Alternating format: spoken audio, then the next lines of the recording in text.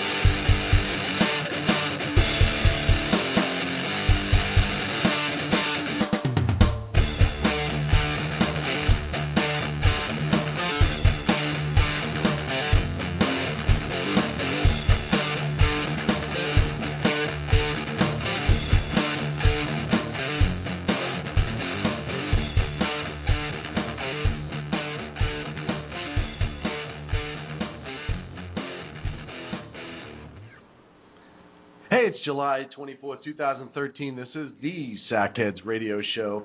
I am one co-host, Ignacio Catastrophe. Sitting across from me is... Is what?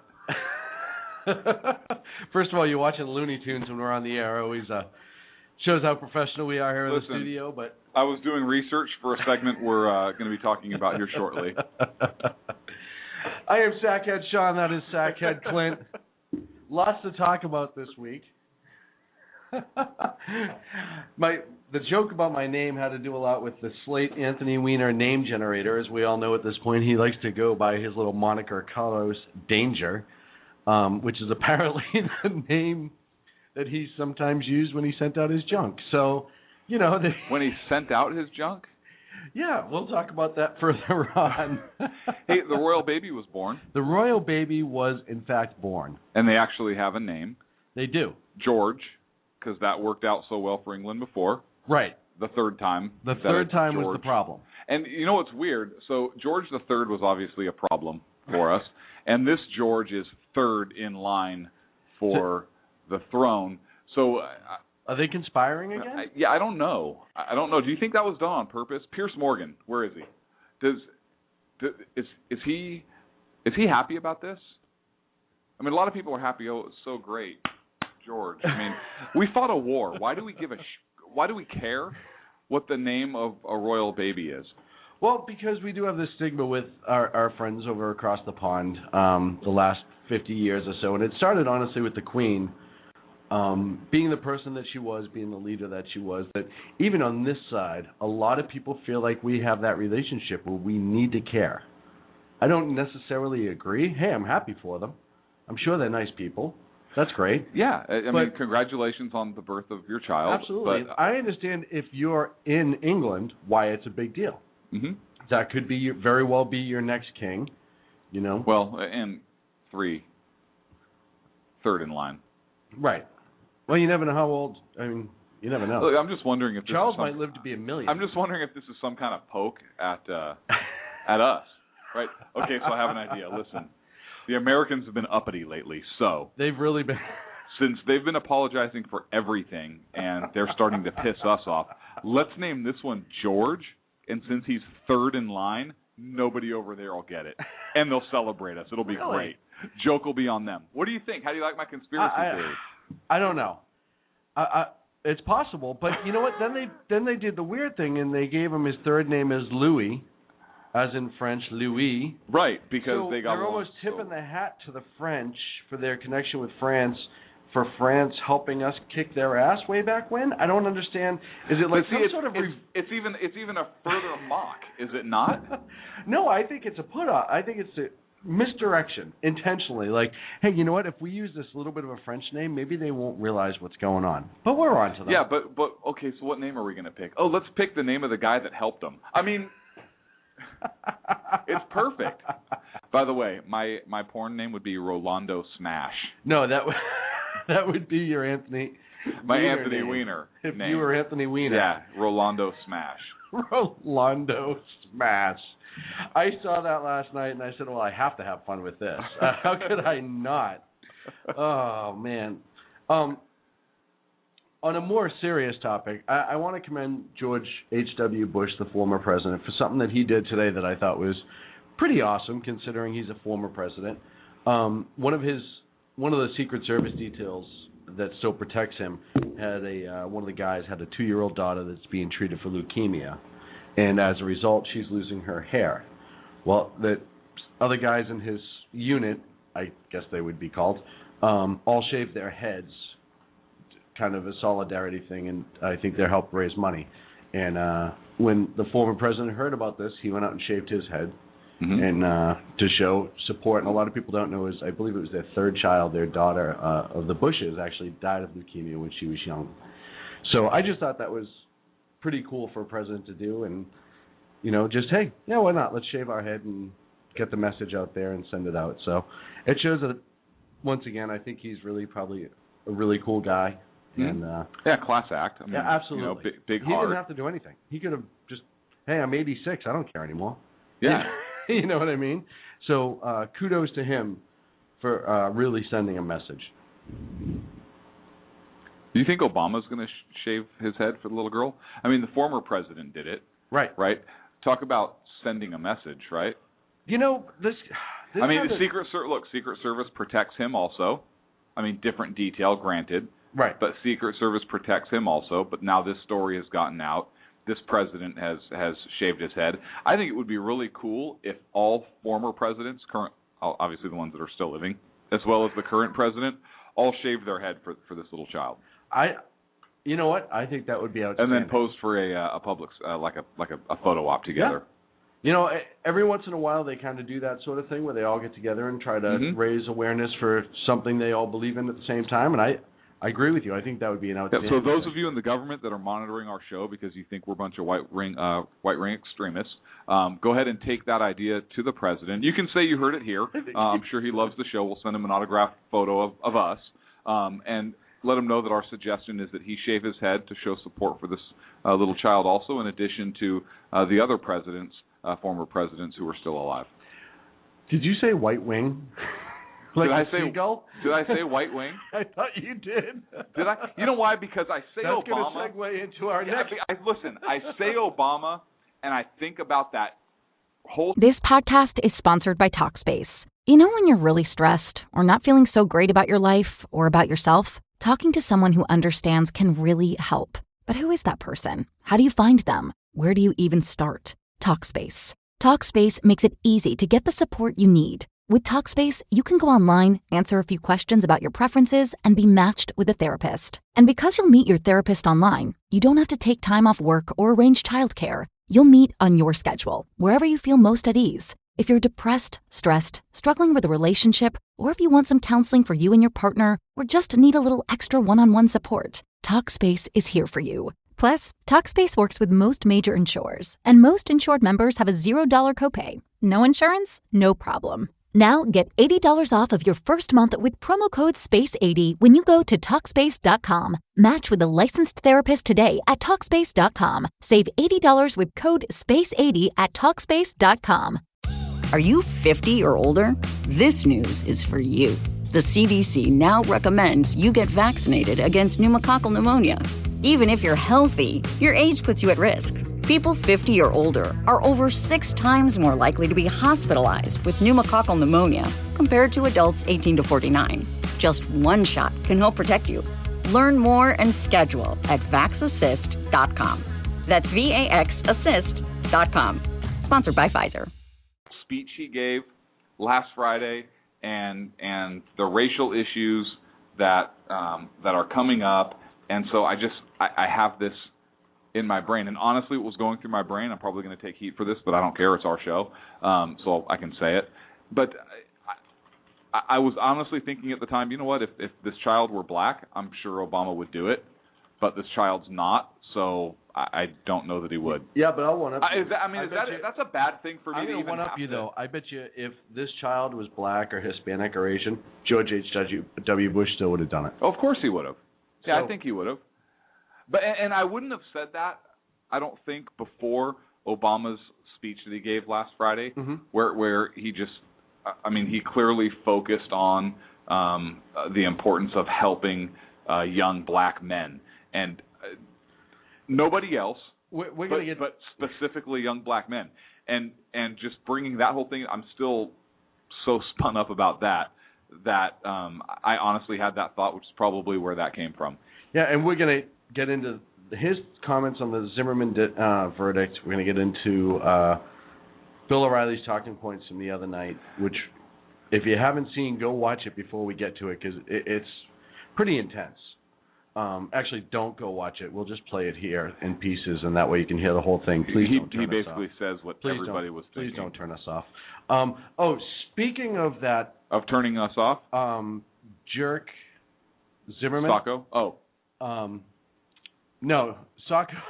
Yeah. I thought that's what you were going to say, jerk because Sacco he's for not taking here. the night off to celebrate his anniversary and taking his wife away. What a jerk that guy. Well, yeah. You want to talk about leaving us high and dry? What's he going to do for our anniversary? Is he going to take us away anywhere? We're not taking anybody anywhere. I'll be right here in the studio, sleeping on our couch.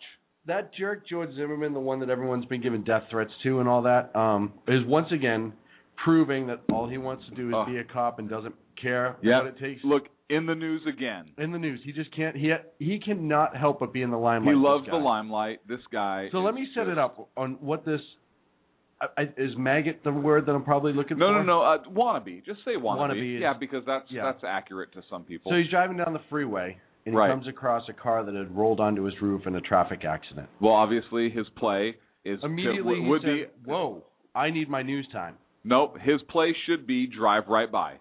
Right, get to where you're going. Don't you dare let stop. somebody else deal with it. But not George, because George knew the news cameras would be there eventually. And George said to himself, "This is my opportunity to really get my face out there again and show everyone that I have the goods to be a wannabe." Really? So he helped the family. So he out. played cop. Yeah. Don't say help the family out. He played cop. Right. Right. Or firefighter. Maybe he wants to be a firefighter now. He played firefighter. If he, yeah. And rescued the family. Or paramedic.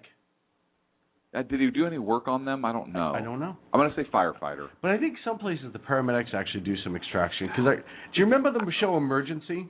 Yes. Okay. Those paramedics did a lot of extraction stuff. Yeah. Yeah, and CSI solves all the crimes.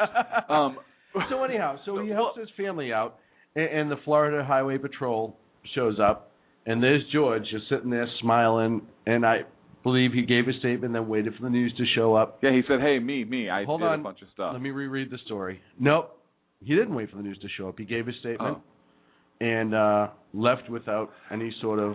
I have a theory. Yeah. So George Zimmerman realized that he doesn't want to be a cop anymore because if you have to shoot somebody, you're going to be drugged through the ringer. Right, no matter what. Yeah, and that everybody hates cops because they're evil, racist pigs, all of them. And so now he wants to be a firefighter. So he was clearly just driving around the roads until he came across an accident, and he could not help somebody, but play fireman, right, instead of playing cop. And now maybe that's what he's going to do. What do you think of that theory? Well, it was either that or, and I didn't check, were these people Latino or black or anything? Because maybe he was following them, saw them make some sort of traffic violation, caused the accident, and held them until the police got there. Right, and said, "I want to cite." Or maybe it's because he's actually legitimately a good dude Impossible. that wants to No, I've seen this. wants to help his neighborhood, I and have so seen keep NBC, MSNBC, dirtbags out of his neighborhood. No, he is not. And hang on, listen, nice guy. stop interrupting me. He may just want to keep dirtbags out of his neighborhood and protect his place where he lives, perhaps, and actually maybe help people when they're in trouble. Nope. That's a theory. It's a long shot. I know MSNBC and Pierce Morgan and all those wingnuts will probably tear me up for even hypothesizing that, but that's a legitimate possibility. It's so funny. I mean, not by listening to those other networks or anything, but it's so funny how this one, this incident, obviously I'm being totally facetious as to his reasons for stopping. Yeah. It's so funny that this incident didn't get hardly any play. Now, here's this guy who is a huge news media draw all of 2 weeks ago. Yeah. And there are people literally calling for his head. Literally calling for him to be dead. You had famous people tweeting how the hood's going to get him and how it's so wrong and how he's this evil, cruel racist. Whoa. Why would the hood get him? Because that would sound like a hoodie, which is racist. So why would people say that like the hoodie's going to get him? I don't. That's weird. And then you flash forward 2 weeks, and here's George, who somehow made it out alive, which if I was him, I wouldn't even be in Florida anymore, but that's a different animal.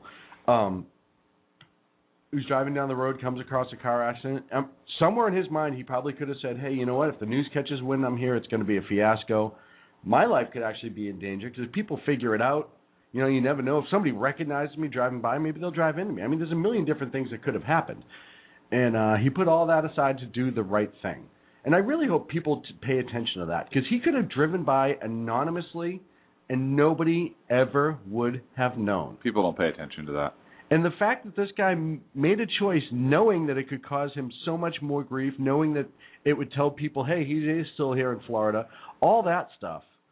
And he still stopped on the side of the road to make sure those folks were okay, came, gave a statement, and left without any accolades or anything like that. So, you know, really take that second to look at what that big picture is. You know what? It just shows you how cunning he is because clearly the only reason he stopped was to try and get positive media spin to avoid another trial. This podcast is sponsored by Talkspace. You know when you're really stressed or not feeling so great about your life or about yourself? Talking to someone who understands can really help. But who is that person? How do you find them? Where do you even start? Talkspace. Talkspace makes it easy to get the support you need. With Talkspace, you can go online, answer a few questions about your preferences, and be matched with a therapist. And because you'll meet your therapist online, you don't have to take time off work or arrange childcare. You'll meet on your schedule, wherever you feel most at ease. If you're depressed, stressed, struggling with a relationship,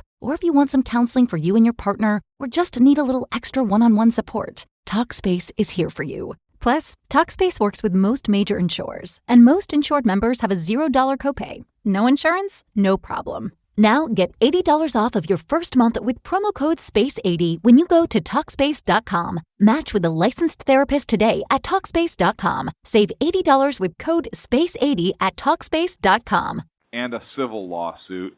And so clearly, look, the guy's evil. I mean... Yeah, I don't buy that either. No, listen, as maybe misguided as his approach was the night of the incident, that's not the person he is. And I've never. We don't know the circumstances that night, though. You know, we don't. No, so I actually. I don't want to sit there and Monday morning quarterback anybody and say, oh well, he was misguided. I do know the even circumstances based on the facts and evidence that was. Yes. And we agreed last week after the thing that perhaps they both did something that may have furthered the incident, but it got out of hand. But it doesn't matter. Yeah, the incident. What matters, and we say this on the show, is the intent that was in his heart. And the intent that was in his heart, I think, was the right intent. I agree. And the incident that happened, look, I have a right, you have a right, anybody has a right to follow. He's on a public street. He can follow whoever the hell he wants. You know, especially if he's on the phone with police or whatnot, and to be able to see where that suspicious person went. And look, Treyvon Martin was not a saint. No. By any stretch Contrary of the to what the imagination. news has said. And there was a lot of evidence to that fact that was not allowed into the trial. So, fortunately, though, we as a nation reacted rationally. Like what nation? The Indian nation? Red Sox nation. Okay. So we have more on the president's reaction. I don't want to get into it yet. It's going to be after the first break. We'll get into that, and then moving on. Now, I'm trying to decide. Do we want to go? Do we really want to bring up the Weiner now? Listen, that's a double entendre. You can't. I want to bring up the Weiner every chance I get. Well, it's perfectly good fodder. It's great fodder. So we can bring the Weiner up now, but we might have to clip it since we're about 13 minutes from a break. Well, and so if you want to clip the Weiner, we can go ahead and maybe start it now. Maybe just the end. We'll just clip the end and we'll start it now. Like the front end or the back end? The front end. Like It's just hard to cut it from the Okay. back. Yeah. Yeah. Everyone would miss the intro if we cut it from the back. So Anyhow. So last week we talked about Anthony Weiner shortly, and we made a couple jokes because Weiner and Spitzer. Tony Dick. Yeah, exactly. And I actually took grief from a couple people. Why are you bringing that up now? Why did you blah, blah, blah, blah, blah? Like, who gave you grief? A couple people, not on Twitter or anything, a couple people I know. So either way. Because it's our show. We can bring up whatever the hell we want. How's that for an answer? I think they were shocked that we would bring up the whole we made a lot of entendres having to do with his name, not even necessarily why he resigned from Congress from sexting, but just his name. I mean, come on, you can't have a name like Weiner run for anything public and not expect to be ridiculed. And especially with another guy, Spitzer. I mean, come on. So either way, so we talked about it, and at the break we had a laugh, but we didn't realize that a few days later it would come out that after he resigned from Congress, he sent out at least one more picture of his Anthony Weiner. Of his Tony Dick. And in a press conference this week, he came out. He sent it out in a press conference this week? I believe he sent it out to the entire press conference, yeah. Let me fact check that before I confirm it. Yeah, check that. Was it like the press corps at the White House briefing? Because that would be awesome. So with his wife, who actually spoke, and she's writing a article that comes out this month in Harper's Bazaar, why she stands by Anthony Weiner. Because it's bizarre, so that's a fitting. And I want to talk about that because she says all these things about him and how wonderful it is. And somebody on Twitter I saw, and I forget their name, called it the Hillary syndrome, that they have aspirations well beyond the marriage, and that if they walk away, they might be able to run on the guilt, but later on down the line it may hurt them. Whereas if they kind of stand by your man type thing, it shows that you're a stronger woman, which is kind of what Hillary did. She stood by Bill when she didn't have to, but I still believe it was for political aspirations. She knows she needed his name attached to kind of keep getting that bump. So he came out and admitted that even though he had to resign from Congress and went to therapy and stuff like that, he still was sending out message with his Geraldo Rivera, if you will, another person who shouldn't be sending out text messages apparently. But it begs the question, and I'm sure he's going to take some hints to the poll, I think, in the polls. Weiner, polls, go for it. I know. Just go for it. But the New York Daily News, I believe it was, and the Times, I think it was, is asking for him to drop out of the race in New York. He's refusing at this point. Do you think that the people of New York will vote him in as mayor despite what lapse in judgment he obviously has? Hold on, let me finish because it's a two-parter. So will they vote him in, even though it shows that he has lapses in judgment? Okay. What's the second part? Number two, is it because they think he's better for the city or political line only? Okay, so to answer, my answer is going to be a little lengthy. It always is. So, I believe that he and his wife both have political aspirations, obviously, and that they enjoy the power. Absolutely. I believe he enjoys the power. I believe she enjoys being married to somebody in a position of power, maybe get some power herself or have some other aspirations down the line. Now, one comment on the Hillary Clinton thing. You know, I thought for a long time she stayed with him because of the political reasons, and that may have been part of it. But I actually read, I believe it was Bill's biography, where he actually talks about how in love they were in college, Bill and Hillary. And so I think she really does love him, whatever, and that may have actually played a part in that. That's just kind of an aside, has nothing to do with this conversation, but I wanted to comment on it. So the other observation I want to make is in California, where Kamala Harris, the Attorney General, with the nice ass or whatever Obama said about her, hottest Attorney General ever. Yeah, same thing. So, which we disproved, by the way. For the record, we disproved that she isn't. The AG out of Florida, I thought, was far more attractive. Absolutely. Not that she's ugly by any stretch of the imagination. No, but she's not the hottest, no. And Obama was totally checking her ass out. Anyways, so she was elected in the state of California as Attorney General. I believe it was the first Attorney General in the history of the state to be elected without a single public safety endorsement. Wow. So she had a horrible record. She was a DA out of San Francisco County. There was a San Francisco police officer that was actually killed in the line of duty by a gang member, violent history, and she did not seek the death penalty in that case. So there was some history there. So I think people do vote. This podcast is sponsored by Talkspace. You know when you're really stressed or not feeling so great about your life or about yourself? Talking to someone who understands can really help. But who is that person? How do you find them? Where do you even start? Talkspace. Talkspace makes it easy to get the support you need. With Talkspace, you can go online, answer a few questions about your preferences, and be matched with a therapist. And because you'll meet your therapist online, you don't have to take time off work or arrange childcare. You'll meet on your schedule, wherever you feel most at ease. If you're depressed, stressed, struggling with a relationship, or if you want some counseling for you and your partner, or just need a little extra one-on-one support, Talkspace is here for you. Plus, Talkspace works with most major insurers, and most insured members have a $0 copay. No insurance? No problem. Now get $80 off of your first month with promo code SPACE80 when you go to Talkspace.com. Match with a licensed therapist today at Talkspace.com. Save $80 with code SPACE80 at Talkspace.com. Strict party line. Now, Weiner had to withdraw. Weiner had to pull out from Congress. Right. So since Weiner's had to pull out once already, there is damage there. And with that damage, I don't know if Weiner can backdoor his way into another political appointment, political appointment. So he's obviously going forth without any sort of protection. Right. I mean, he's really going for it. He's throwing caution to the wind. Why are you laughing right now? Because all of our listeners who may be new or any, just even some of our old ones right now are probably saying something like this.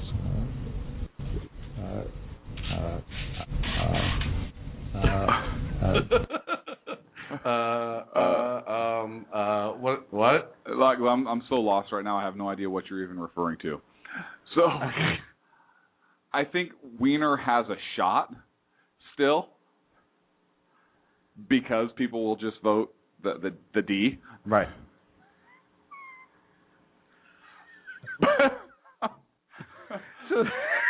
Listen. So in other words, they'll still go in, and when they go into that election booth, they're gonna pull that handle for the D, no matter. Yeah. They're gonna pull that handle for the D, and Weiner may go ahead and get in. Anyways, so I hope I answered your question. I think so. Because Weiner is a D. Am I correct? He is a D. He is a D. He might even be a P. Is he really? For progressive. No, I think he is a progressive, but he's definitely a D. He's definitely a D. Big time D. So what you're saying is he will be elected either way, just because of there's nobody now. I didn't say that. I said I think he has a good shot. I sent out a tweet the other night that I totally believe at this point. If the guy from the Rent is Too Damn High party doesn't beat Weiner this time, there is something severely wrong with the people of New York City. Because as far as I'm concerned, he showed that he will make the same mistakes twice. Mm-hmm. He showed more than twice. He thinks that he is probably untouchable on a lot of levels. I think he's one of those people. Being the mayor of New York... No Weiner is untouchable. just in a lot of people's eyes. Well, being the mayor of New York is not like being the mayor of small town USA. It's very high profile. You have a lot of power, as we saw Nanny Bloomberg passing ridiculous sweeping laws, and how much influence they have on the state as a whole. So I think Weiner is already power hungry. I think he's already looking to stick his neck and head into whatever he possibly can. Absolutely. And control as much as he can. Mm-hmm. And I think that giving him that much power, even as a New York City mayor, is just disastrous. Well, like you said, with Bloomberg and some of his laws and the way that he wanted to control literally, people's lifestyles and so forth with the sodas and everything else that he did, I think Weiner would be all up in everybody's business, just trying to, he's progressive, probably I believe just as progressive as Bloomberg. Yeah, would you agree? Yeah, absolutely. I think if he does get elected in a couple of years, he will probably get state senator again, or federal senator. Let's just call him Tony Dick. I like that name. No, Carlos Danger is the best. No, Anthony Weiner, Tony Dick. We can sell that. I don't care if I ever interview him. Poll question. If I ever interview him, it's Carlos Danger. Mr. Danger, a couple questions, please, Mr. Mayor. How dangerous are you? And is why Danger do you have your to middle stereotype name? all Hispanics by calling yourself Carlos? Ooh. Are you saying that all Hispanics are in fact dicks? Because that's not a nice thing to say. Just saying, Tony. Think about it. No, I think it's sad. I think it's sad that somebody can show that much lapse in judgment, be put in charge of a city like that, and knowing that he's going to use that to springboard back into federal politics and maybe run for higher office. You know what? It just goes to show you, though, he didn't blow it all the first time out. I mean, he has a second chance to come back and start over and get a small office, mayoral position, and then move up again. So. Well, as we've learned with a lot of these progressives, it's all about positioning. It is, and that's how they really work their way back in. So you know what? I think his campaign slogan should be, he needs to print new signs right now. Weiner, I won't blow it again.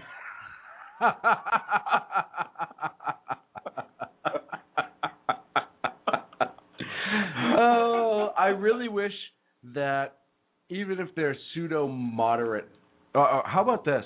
I wish there was a libertarian in New York City that would put himself in the ballot and show that he was a principled person. Mm-hmm. Because if you get somebody who puts an R next to their name, the Democrats immediately walk away. I think if you say libertarian, a lot of them feel that it's closer. No, you'd have to party. say independent. Yeah. I think you'd have to say independent. That's fine. Because the Democrats get or the libertarians get the Democrats where like pot is the big thing. Right.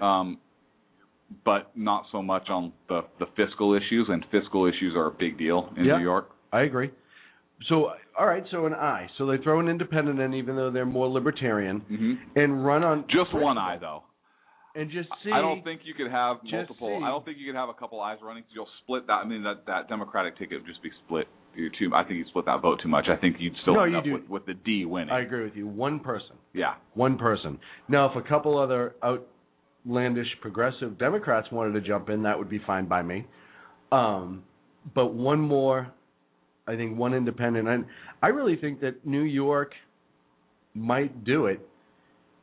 A lot of people are upset in New York right now. A lot of people are upset with Bloomberg his last 2 years because he did hey, I'm leaving, so I'm going to pass whatever laws I can. Mm-hmm. And I think a lot of people are aggravated in New York City. It's still New York City. They're still going to follow that Democrat line no matter what. But just to mess it up a little bit, for me, I think that would be worth it.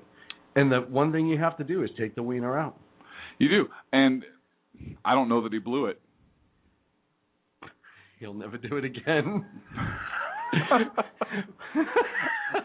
We're up against the break. 347-205-9399. This is the Sackheads Radio Show. Back in 3. See our guest watching.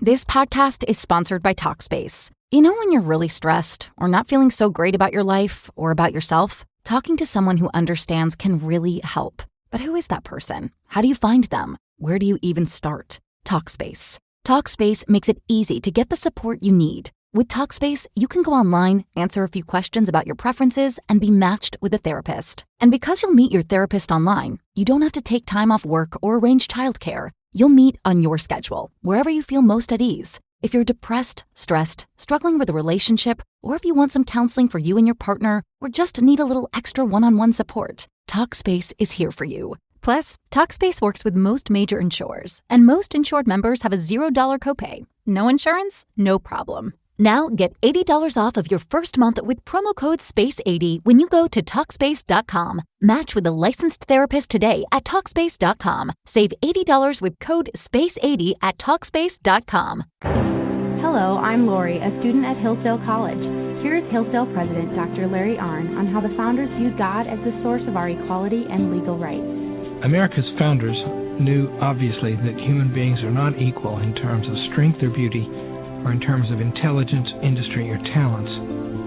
They understood that because of such differences in talents and things like that, some people would be wealthier than others.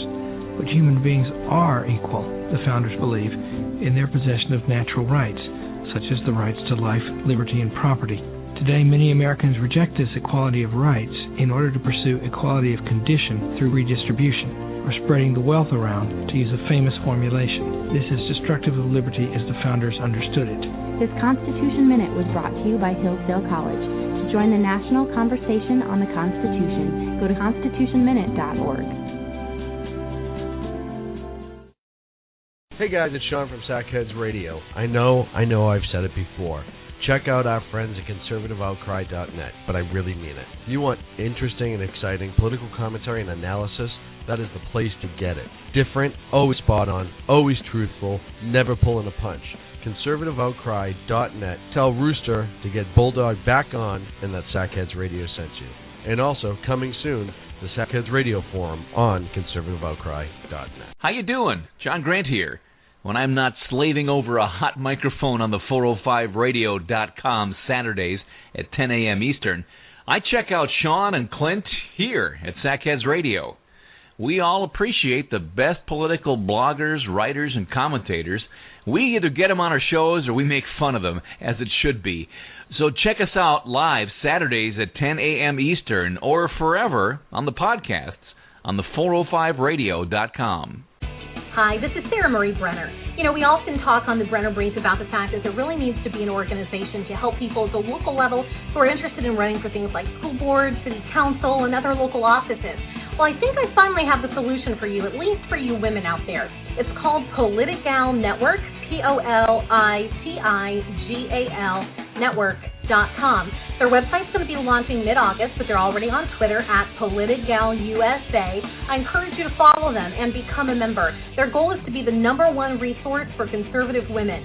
So if you love freedom, liberty, the United States of America, and politics, check out PoliticalNetwork.com or Twitter at PoliticalUSA.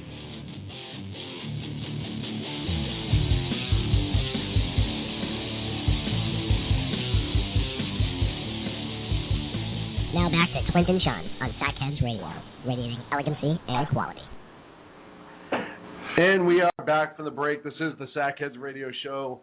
Are you ready to network. act mature now? This is just ridiculous. I know, you and your jokes. You know what? I'm sorry to be the instigator this evening. Me and my jokes. Listen, I was completely serious in everything I said. We are on the 405 Network. If you don't like it, you can beat it. We apologize to John Grant now for the first segment of the show. Hey, our good friend Tammy J, co-hosted the Bill Post Show this week up in Salem, Oregon. She did an outstanding job, and I just wanted to, I actually called in for a quick segment, but I just wanted to congratulate her. She's really starting to move up, and Tammy's an old friend of the show, and she's been following us for a long time. We follow her. And we love her. We do love Tammy. Tammy Jackson rocks. So congratulations to her. She is a rising star, and she's also here on the 405 along with some unbelievable talent. So check out the 405 Network. Check out all of them. Bill Post is also on the 405 as well as up in Salem. So great talent there, and a lot of fun to listen to. Really good insight. I love when you look at me, when you give me the look. So we have to turn the corner now and get into more serious things because you can't say. I won't say it. Don't say it. Listen, have you seen Obama's current poll ratings? Yeah, they've dropped considerably. In California, in the last 3 months I think he's dropped 10%. 10 points.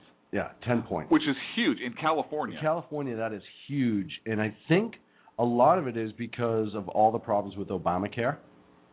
The fact that they're delaying it, they had to delay it. The fact that it's come out that premiums are going to go through the roof. Maybe now you can't keep your doctor, as they said you'd be able to no matter what. And I saw a great article the other day that was talking about, everyone saying, well, now if you have a pre-existing condition, they can't dump you. Well, there was a law passed in like 1997 that kept them from doing that in general. So it doesn't really help you there. It's amazing the amount of lies that were spewed to us, and people accepted it.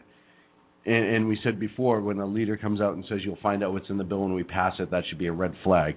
But yeah, he's way down, and he's down throughout the country right now. But 10% in California, which he won hands down because of places like L.A., San Diego, San Francisco. Well, San Diego's conservative. San Diego's a conservative county, but I in think a conservative area. I think he carried the region down there on the last one. I don't know. I'd have to check. But San Diego typically is a conservative. Well, they have a Democrat mayor now that they're having real problems with because apparently he's a little bit too grabby around the office. So that came out in the news this week too. Well, I know that current Fox News poll came out and said that 25% of independents now approve of the president's job rating, which 31 was the number last month, so it's down 6 points right there among independents. And I know he's a lame duck president, and he's lame overall. But speaking of ducks, I know. Okay, I digress. So no, I think that I have to wonder if these ratings are going to hurt the Democrats in the midterms. I believe it will. And we saw this, especially this Obamacare thing. And I know that Republicans, there's a push now to defund it or to not pass any kind of bill to keep the government from shutting down or anything without having some kind of defunding for Obamacare. But I think the Democrats are really feeling the squeeze on this. Well, and we saw this 4 years ago, or 3.5 years ago, in the last set of midterms we had just in 2010. And you had the Tea Party that was really rising and making a push. You had an approval rating for the president that was down. You had Democrats that were running amok.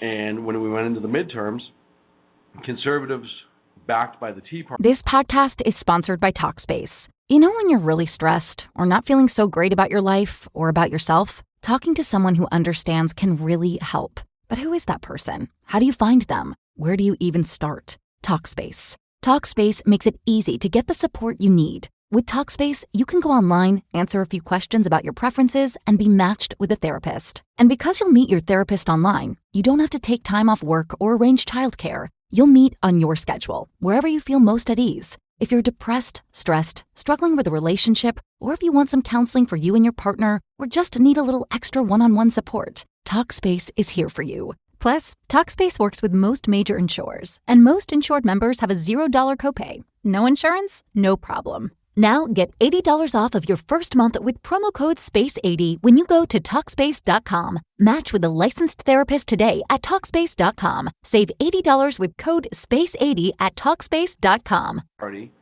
really made a huge push, and they took a lot of seats in the House. I believe they took a couple of senatorial seats, one or two maybe, not a lot, but it showed you the power was there. And then we went into 2012. The balanced power switched from the House, or the House. The House right. was taken over by the Republican Party. Right. And then Boner was... God. If I could have changed one thing, it would have been the Boner. Either way, So now we're coming back up. I mean, we're, a year and a few months away from the next set of midterms, and the numbers for the Democrats are starting to dive again. Do you think, I think they'll keep the House, hands down, and I think that they may even pick up a few more in the House. Okay. Do you think they have a chance at the Senate? I think they have a chance at the Senate. I don't... I'm trying to think. I think that if they take the Senate, it's going to put Obama in a real precarious position as far as, because Obamacare will be repealed in the House, it'll be repealed in the Senate, and then it's going to go to his desk. He won't sign it. Mm-hmm. He'll let it die. But what if enough here's why I think it's going to put him in a precarious position. What if there are enough Democrats that want to keep their job next time around who start to speak out against it? Yeah, who vote with the Republicans for repealing Obamacare and are able to override his veto. Well, let me tell you this. If you're in a district right now where that starts to happen, you have a Democrat in there and all of a sudden he's starting to go against Obamacare, let that be a huge indicator that there's something wrong with that particular candidate, because that means they're just going about re-election. And they're not really concerned about what's going on otherwise. They just want to keep that seat and they want to move that forward. So it may be time to look for somebody else anyhow. Listen, nobody wants to get rid of Obamacare more than I do, and you as well. But the simple fact of the matter is, if you have a Democrat,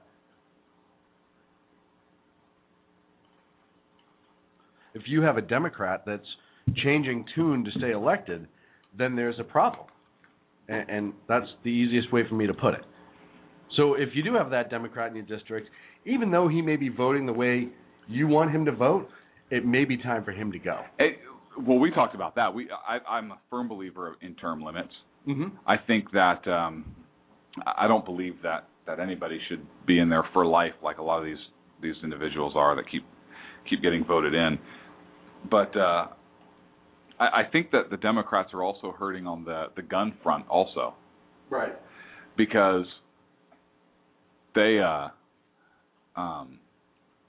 look at what's happening in Colorado, and that's a huge issue for a lot of those conservative Democrats. And I think the combination of the gun issue and the Obamacare issue, frankly, I think some of them are worried. And I think if the Republicans or the conservatives in those districts really play that up, I believe that they could take the Senate and maybe get enough votes to overturn.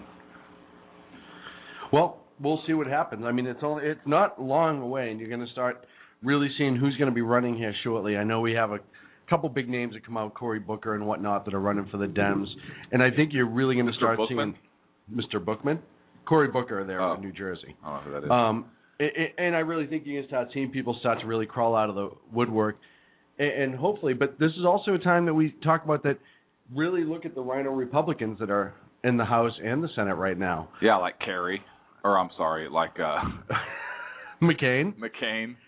Here's a guy who, and I tweeted out a thing last week about McCain saying he should change the R next to his name to BSC for Bat S Crazy, because now he's coming out against Zimmerman, the Stand Your Ground law.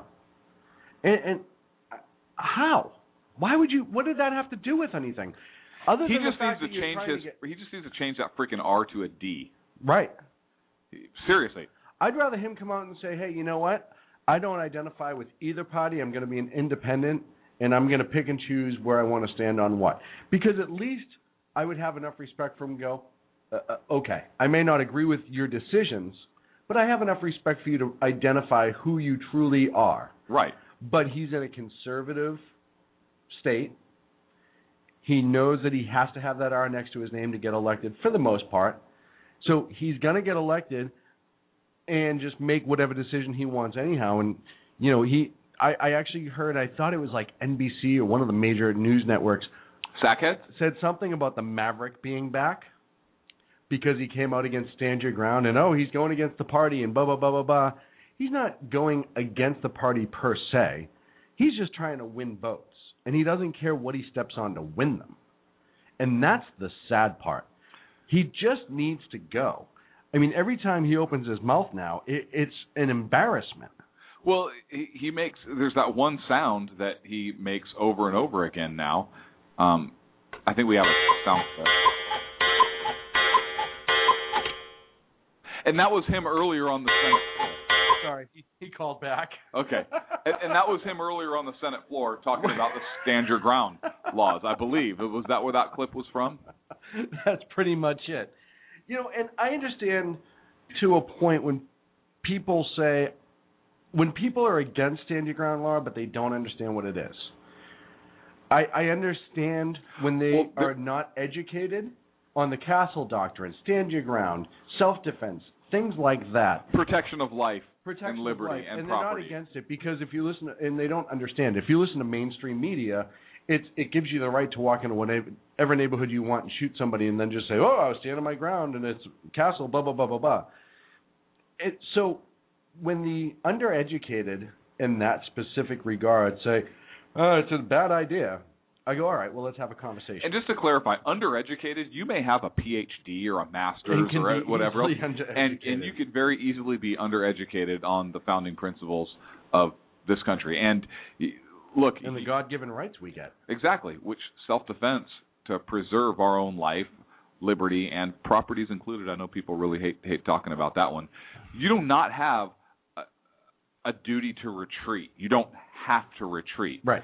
So, and there's a push now to make that law where so if you're not in your home, you have to. This podcast is sponsored by Talkspace. When you're really stressed or not feeling so great about your life or about yourself, talking to someone who understands can really help. But who is that person? How do you find them? Where do you even start? Talkspace. Talkspace makes it easy to get the support you need. With Talkspace, you can go online, answer a few questions about your preferences, and be matched with a therapist. And because you'll meet your therapist online, you don't have to take time off work or arrange childcare. You'll meet on your schedule, wherever you feel most at ease. If you're depressed, stressed, struggling with a relationship, or if you want some counseling for you and your partner, or just need a little extra one-on-one support, Talkspace is here for you. Plus, Talkspace works with most major insurers, and most insured members have a $0 copay. No insurance? No problem. Now get $80 off of your first month with promo code SPACE80 when you go to Talkspace.com. Match with a licensed therapist today at Talkspace.com. Save $80 with code SPACE80 at Talkspace.com. Retreat, and if you're unable to retreat, then, you know what, it's kind of like school children, right? Bully comes up to a kid on the playground, punches him twice in the face, and the kid has to retreat and tell a teacher, because if that kid punches the bully back in the face, the bully would never screw with that kid again. No. Number one. But number two, both kids get suspended. Yeah, which is just completely ridiculous. But that's they do that because they want to ingrain that mentality into our children now. Yeah. And that's scary to me. You mentioned property, and a life isn't worth the property. Okay. I will have that argument with you to a point. But the mere fact that you or I or all of our listeners work so hard to build your life, and there are things that, you have insurance, but, insurance doesn't replace memories, and insurance doesn't take that scarring away when you are victimized in your own home and you're forced to run out of it. And you want to talk about insurance, people complain about the insurance companies all the time, and, premiums are too high and everything else. You know what? If you were able to defend your property, and we're not saying do it. Obviously, it's illegal in probably all states. You can't kill somebody who's trying to steal your car or something like that. But if you were able to defend your property like you used to be able to do, insurance premiums certainly wouldn't be that high. Right. And you would have less people trying to steal your property. You'd have the attempt for property or the attempt for the destruction of property, theft or whatever, go down. So the premiums would drop because they'd be paying less insurance. They'd be paying out less, yes. You look at car thefts, and you look at house burglaries, and you look at vandalisms, and you know how many times I've heard people, like, if a business gets vandalized or something like that, and they turn around and they're like, well, they have insurance. I mean, the business doesn't have to pay for it. First of all, it's wrong that somebody would vandalize it. Second of all, it's wrong that you would defend the vandalizer under the guise of insurance. And third of all, they shouldn't have to tolerate that. You shouldn't have to build your business, do everything right and by the book, especially, I mean, in the state we're in, you wouldn't believe what it takes to start a business. Ask us, we'll tell you. Yeah. I love it. Well, you know, he was just trying to break into your house and steal all your things. Right. Well, it's just a television. No, you know what that television is? That television is, if it, 12 hours that I was away from home at work. And while I was away from home at work trying to collect a paycheck, that's 12 hours I didn't have with my family to provide something for my family that is fun and we can all do together. That's not just a piece of product. That's part of my life that I've dedicated, and how I spend my money is my business. Mm-hmm. But the simple fact is I had to take time away from my family to go to work to be able to purchase that. So it's not just the product. What about your car? Hey, you know what? The car, that's how I get to work. Absolutely. That's how I'm able to go to where I can work. Absolutely. To make a paycheck in order to support my family. That's how I'm able to take my kids to school. Well, it's just a car. That's how I'm able to, What if it's the only car you have? Yeah. What if you're a one-car family and you work, one spouse or one partner or whatever works day shift, the other one works overnights, and you have that one car to get you both to work? I have to take my child to the doctor. Yeah. And now you stole my car. So this thought that it's just property, all that is essentially propaganda to rely on the state to protect you even further. And the original lines in the Declaration of Independence were supposed to be life, liberty, and property instead of pursuit of happiness. And that was changed to pursuit of happiness because the anti-slavery folks didn't want property to be shrined in there as any kind of validation that you have a right to slaves, because at the time slaves were property. Right. So life, liberty, and property was the original meaning of that phrase, not pursuit of happiness. But again, in this, our racist founders chose not to use the word property, again, because of the slavery issue. They did not want that institution protected or enshrined. Well, let's look at the pursuit of happiness. Now, and I understand that you're free to essentially, I understand the statement of it, you're free to pursue whatever you wish to bring happiness into your life. As long as it does not infringe upon the other rights of other individuals. I want to swing that back around to property. Car. Mm-hmm. Say I want to be a successful business person. Mm-hmm. That's my pursuit of happiness. Doesn't matter what business it is. Mm-hmm. Part of that is I have to go and sell, or I have to go to meetings, and I have to go do this, and I have to go do that. If somebody steals my car, are they not infringing on my pursuit of happiness? Because that is part of there's no doubt that theft infringes upon the rights of somebody else. I think that's a well foregone conclusion. But it's like, this push to, get rid of the death penalty in a lot of states. California just had it on the last ballot. They always again. do. Yep, and the voters voted it down yet again. But you have people sitting on death row in California after they've cleared all their appeals for years. I mean, California, the death row doesn't. I don't want to say it doesn't mean anything in California, but when's the last time California executed somebody who's on death row? I'm sure there's somebody in their own home that laws maybe led to the death of. I mean, that's a stretch. But as far as a prisoner on death row, I want to say 5 years, 4 years. And there's sometime in recent memory, in the long term, not necessarily it happened recently, but yeah, I didn't want to say it was 4 or 5 years ago. And there was this delay now, and I love this. There was this delay now because the medicine that they use in part of the medical procedure to kill people, which just seems bizarre to me, and I'm sorry if that sounds a little crass, but I understand cruel and unusual punishment, but I also understand that we're putting this person to death. Look, cruel and unusual means unusual for the times. No, if they buried him up to his head in the sand and covered him in meat and released a whole bunch of honey badgers on the person until they died, that might be a little unusual. Well, now hang on a second. There are 725 people on death row in California. Okay, 19 of them are women. Of those, 126 of them were involved with torture before murder. 173 killed children, and 44 murdered police officers.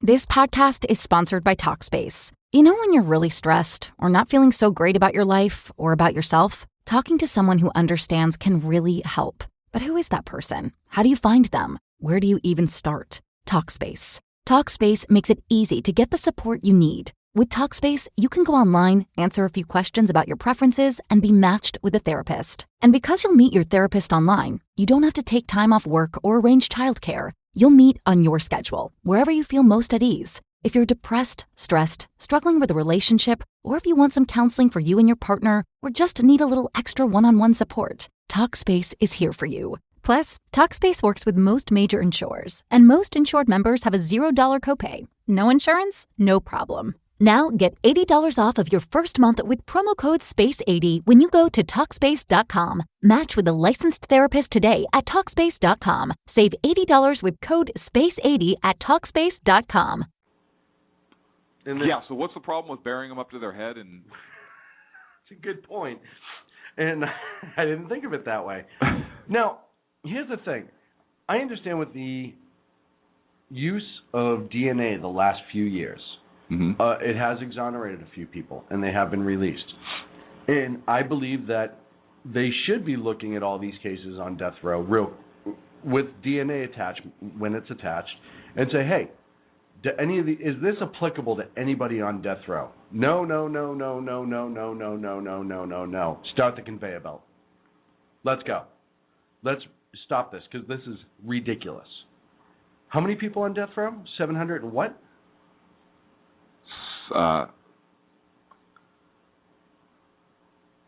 700 and So $200,000 a year. That's what, $1.4 million. That's a lot of money. $1.4 million a year. Now, if you're in California, you may have heard that the feds ordered release of prisoners because not death row inmates. Right. So those 725 are still sitting. Right. But not quote unquote nonviolent and low risk reoffender. Well, California might consider them low risk. In California, they're low risk. Right. Yeah. But if we move that line up a little bit and maybe trimmed out some of those 774 appropriately, that's 774 offenders that they could have held longer in prison, perhaps. And maybe the ones who can be rehabilitated could get better treatment as a result. But as we all know, especially now with the Dems having a supermajority in California, it just ain't going to happen. And there are those people that say, how can you justify killing a person for the crimes they committed when you're supposed to be caring, blah, blah, blah, blah, blah. At the end of the day, we have laws on the book for a reason. And it goes back a long time that if you take a life in a certain manner, then it's okay for society to take your life, whether you like it or not. So I think that's a way to fix a lot of the California problems and save some money. Like you said, 774 of the world's worst individuals. If DNA's already been applied and they've done research and it hasn't exonerated them, start the conveyor belt. That's my opinion. Yeah, once you go through your appeals process, once your appeals are exhausted. And like I said, even if you have exhausted appeals and now at the end, yes, apply DNA if you can. Go ahead and let's see it. Bring it up. And if it still doesn't, let's go. Let's make it happen because it's time. It really is. But that's the problem, is they want to look for ways to expand things like this. And I said, too, you want to fix California? Build like a supermax in the middle of the desert somewhere where it's impossible to escape. Close down all these other individual ones. So it's brand new, so it'll probably be more efficient. It'll probably be safer for the guards that work there and the people that have to work there. Put them all in there. You could set up pods and all this other stuff. Do what you have to do. I don't know how to design a prison. If it was up to me, it would look like a habit trail with hamsters, so I wouldn't know what to do with it. But but build it, close down all these old ones. It cost us a ton of money. You take part of that land and the low-risk offenders, the ones that they... Don't get me wrong. There are those prisoners who do things like the fire brigades out here that they... And they're usually people that have been rehabilitated and want to find a way to maybe give back a little bit and earn some credit. So they go out and fight these forest fires and stuff like that. You have the people that work in the shops. You can still have all that. You could have land there where they farm and create food for the prison. So you could really make it in the centralized. desert? Sure. Okay. We put a man on the moon. You tell me we can't grow in the desert? Hydroponics. Something. We're in California. I'm sure they know all about hydroponics. How are we not growing stuff in the desert now? But, you could do things like that and close down these million other state prisons that you have, save some money there. You have you could throw solar panels on it if it makes you feel better. You could do water recirculation, blah, blah, blah. Whatever helps your little liberal minds feel better about it, great. But the amount of money that you will save, I bet you there would be a considerable amount of money saved.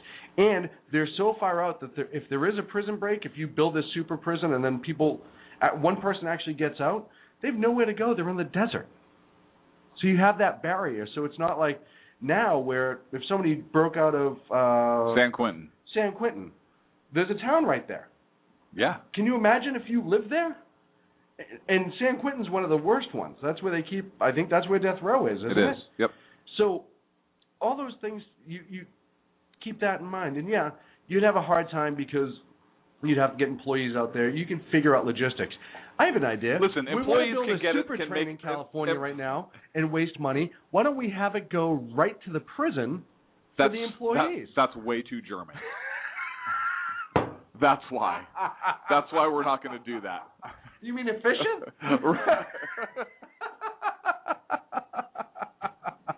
But we have to think outside the box. And now, Governor Moonbeam, to his credit, and we've given him credit on the show before, told the feds essentially to go pound sand and said, hey, we can't release these people. They're not safe. I don't have the ability to do it.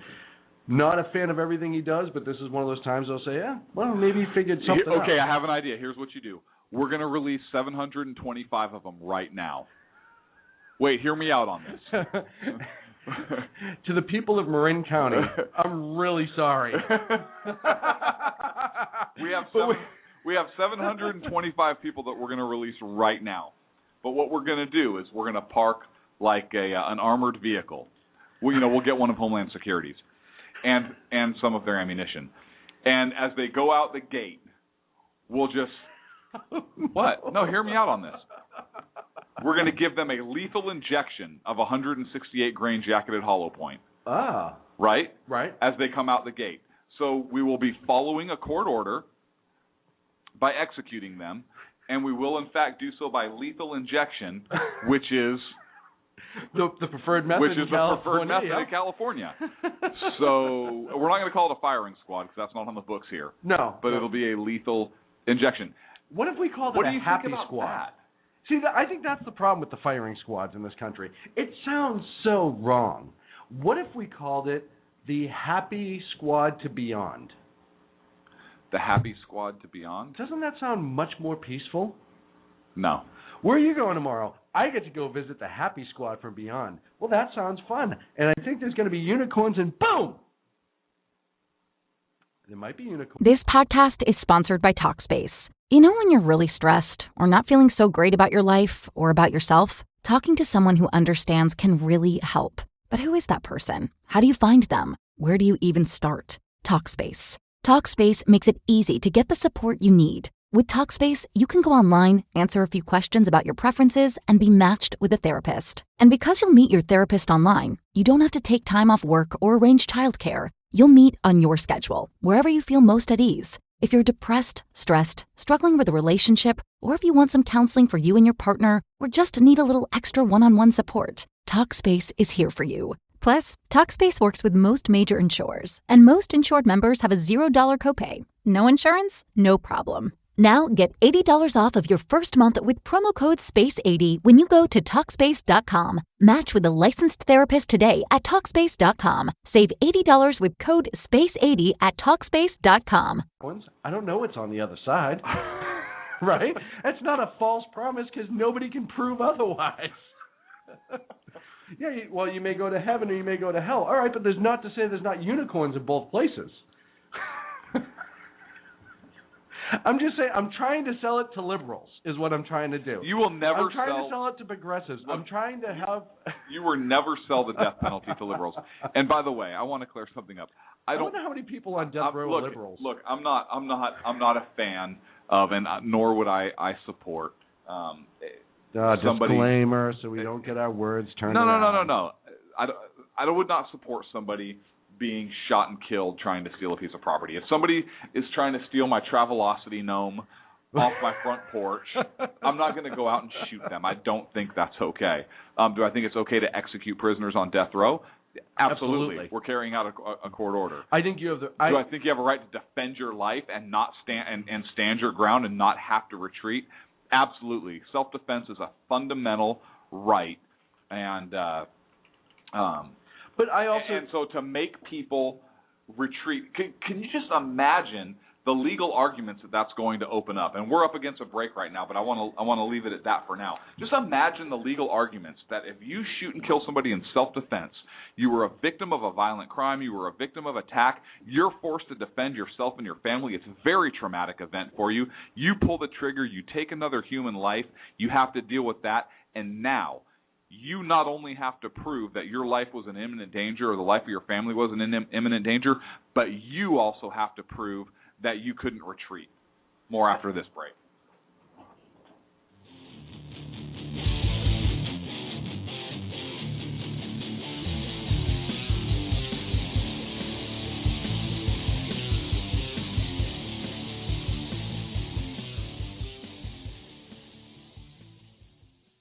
Hey, if you care about what's going on in the world, you cannot afford to miss my show. Hi, this is Andrea Kaye, your host of The Andrea Kaye Show. It's not always about the money. Okay, it is always about the money, but it's also about politics, pop culture, and you. The only thing street about this show is the smarts. There's a reason they call me Dynamite in a Dress, and you'll find out why when you listen Tuesday mornings at 10 on Financial News and Talk. Hello, I'm Paul, a student at Hillsdale College. Here is my professor, Dr. Larry Arnn, on the separation of church and state. America's founders believed in the separation of church and state, in that the country was not to have an official religion or an official sect.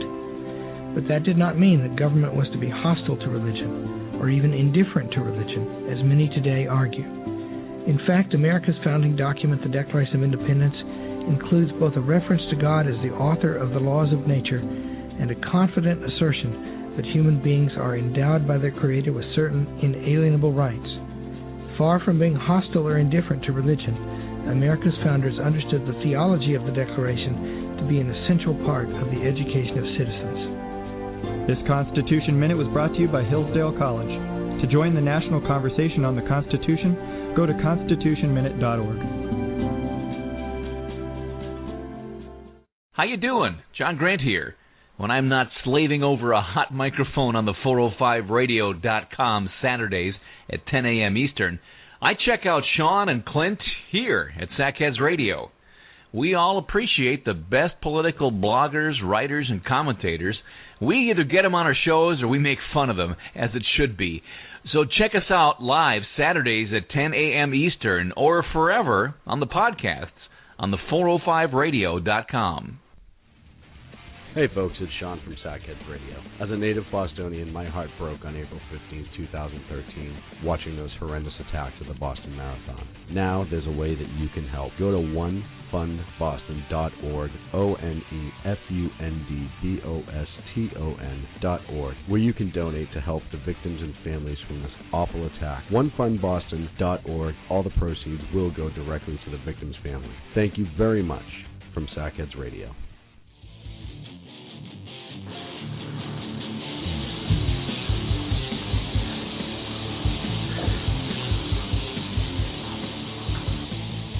to Clint and Sean on Sackheads Radio, radiating elegancy and quality. Second hour, second cup of coffee here on the Sackheads Radio Show. The phone number is 347-205-9399 if you want to be part of the discussion. You may sit on hold for a little bit because we're waiting for Sacco to answer the phones, and I don't know where he is. I can't find him in the office anywhere. Can you ever find him in the office? Well, yeah. Usually he's in the food section, but that's not the point. He's in the green room eating all the foods for the guests who will be here eventually. If you build it, they will come. So we'll talk a little bit now, a lot of it probably. I'm guessing that it's probably going to take up the next two segments, which is why we left all the time. Yeah, and I was actually really up. Last week was the first week I was really upset that our show was not on a Friday, because we used to do our shows on Friday nights. Right. We moved to Wednesdays, and I actually think it's I like it. I like Wednesday nights too. I like Wednesday nights. Most people are home and have nothing else to do, so they really have. So they'll actually listen to us? Yeah, they'll actually listen. But last Friday, the president came out in the press room at the White House and actually gave a comment on the George Zimmerman case and the verdict. And I remember I was thinking, oh my gosh, I have to hold on to this until next week, instead of where if it were Friday night, we could have got right on it and been commenting on it before some of the other groups did. And now we're kind of, I feel, behind the eight ball on this a little bit. But well, yes and no, because there are other things that we're going to tie into it that will show you why sometimes it's good to wait for the whole thing to come out. Because 2 weeks ago we talked about how his initial comments on the trial seemed to be fairly decent. He made the comment about the criminal justice system. Yeah, you know what his statements are, but you have to look at action. And right. He's not telling his DOJ, "Hey, knuckleheads, stand down." Right. A verdict was issued by a jury. That's the system we operate in. You have the Congressional Black Caucus who's involved. He is so tied in with all that he's back there saying, yeah, hey, well, I have to seem kind of moderate sometimes, guys. Right. You guys got this. Run with it. You're going to play it out in the middle. But I also think, too, that he intentionally let some time pass so he could say these comments without – he's still getting nailed on them, and we're going to play them in a second. But so he could say these comments with that time cushion of, hey, this is a week ago or so, and now the blow will be a little bit less. The message is still going to get to the people I want it to get to because I have, all of mainstream media in my pocket to push it. But it's not right at the end, so maybe it'll separate me a little bit from that race baiting that they accuse me of occasionally. And it didn't. I mean, let's be honest. So here's clip number one. This is it's going to be a two-part clip, and here's the first one.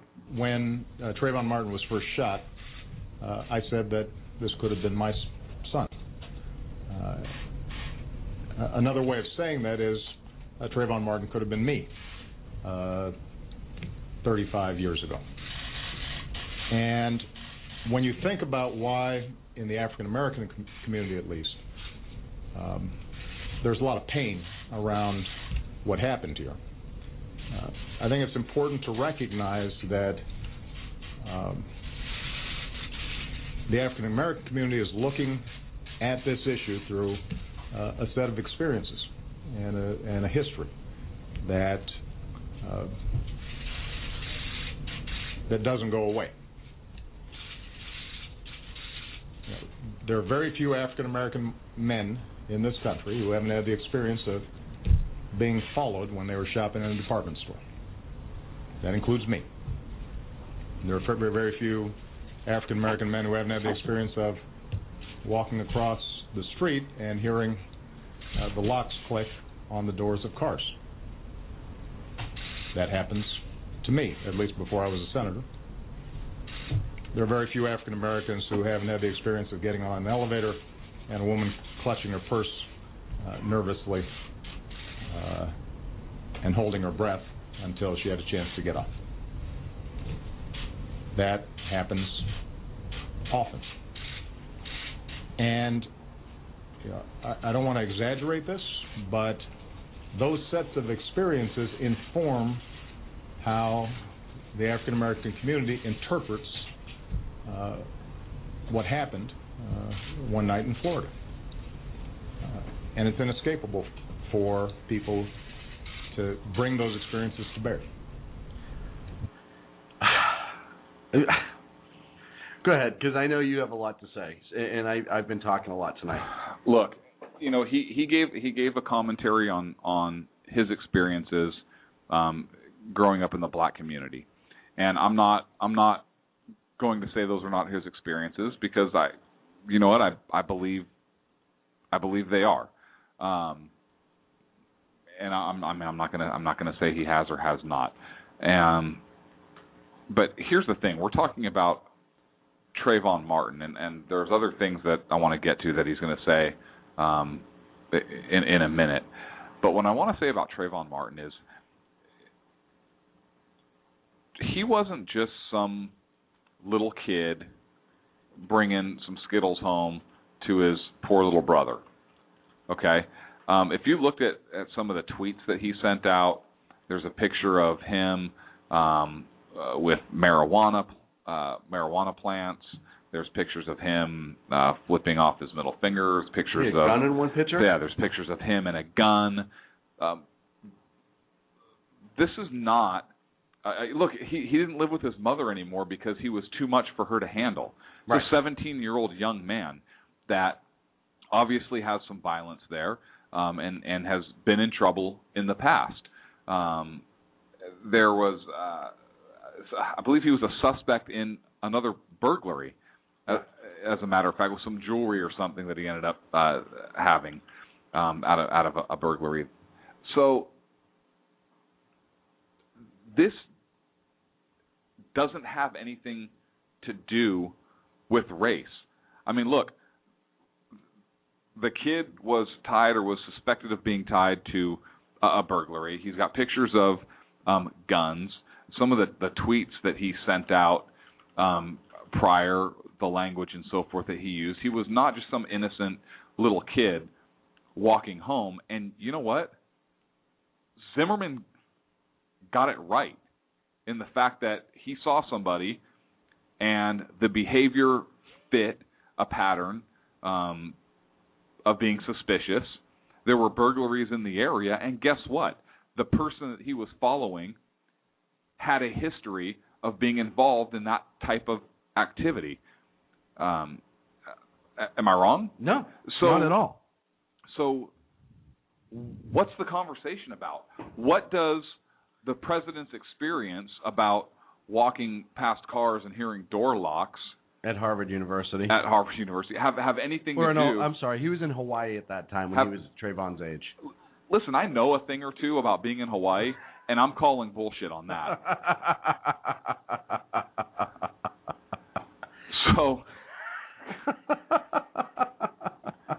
So I have trouble with those comments being tied in to this case. I'm not saying those comments on their face are not germane elsewhere to another discussion that we may have on race relations or whatnot, but it has nothing to do with this Zimmerman case.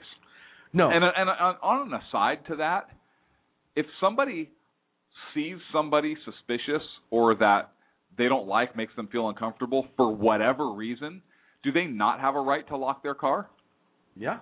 If you're shopping in a store and loss prevention, security, whoever thinks you're suspicious for whatever reason or just wants to, do they not have a right to follow you on their property? Well, I was talking about this to my cousin Derek, and a listener of the show, also a libertarian.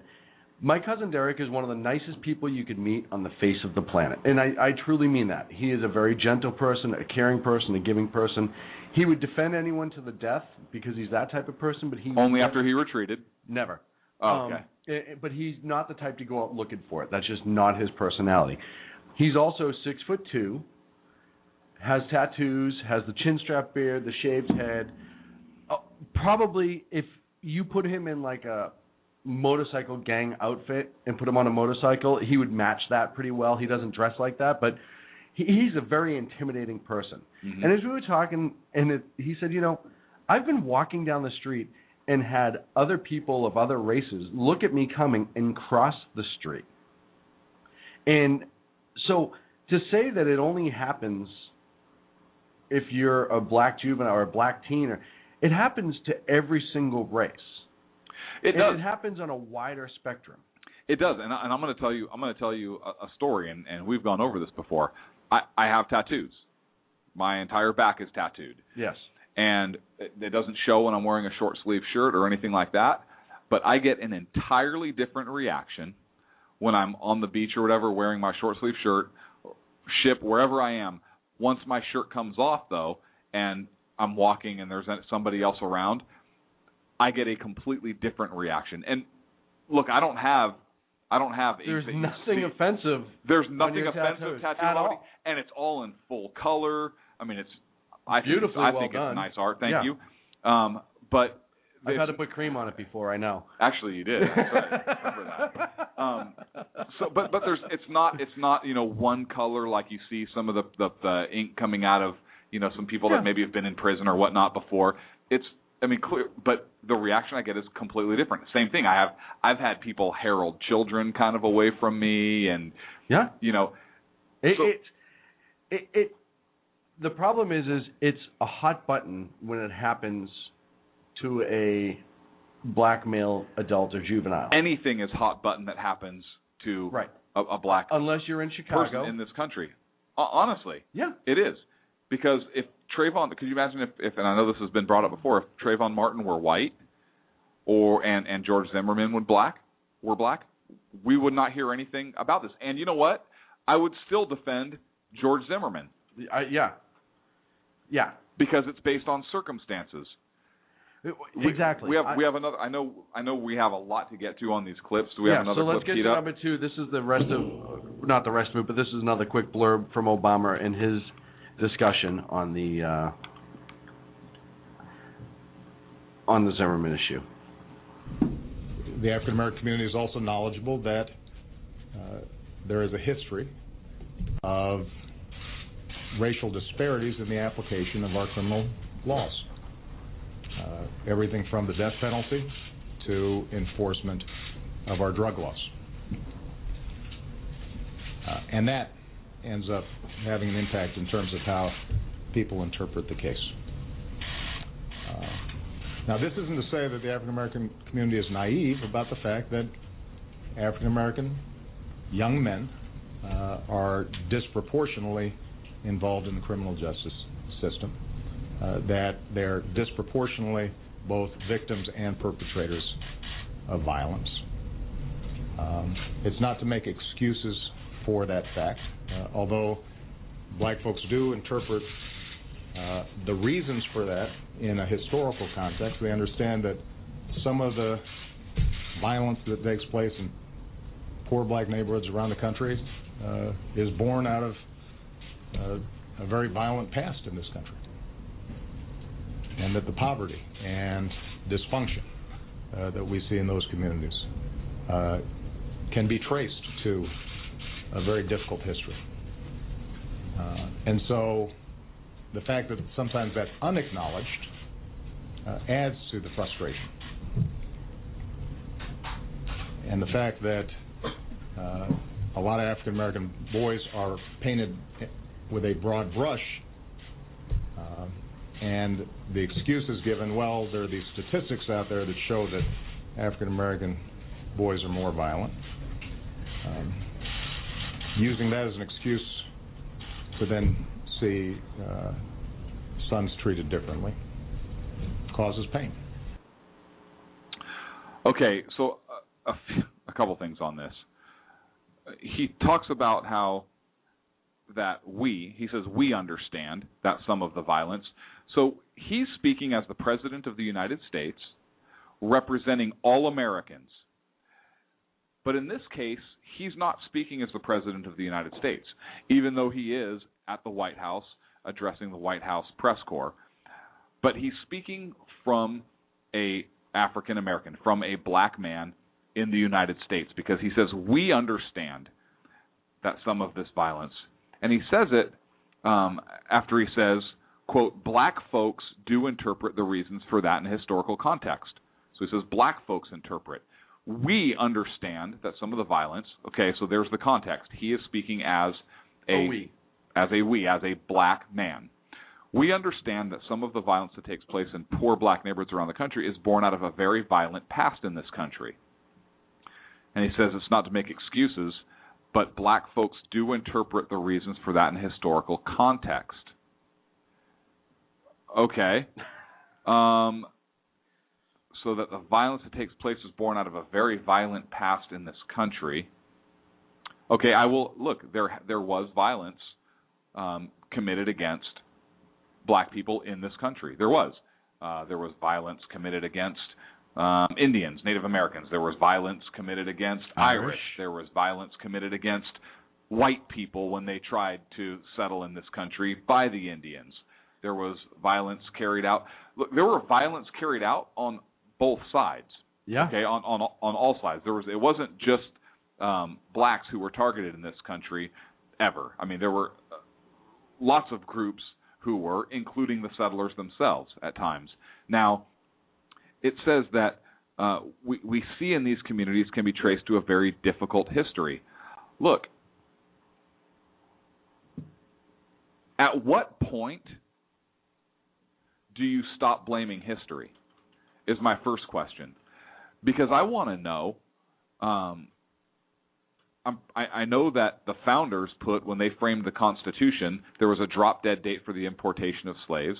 There was the 3/5 clause that was included in order to count each slave as 3/5 for purposes of census, not saying that they were less of a person. And that was done in order to decrease the number of pro-slavery Southern representatives that were able to be placed in the House of Representatives, because that number is based on census.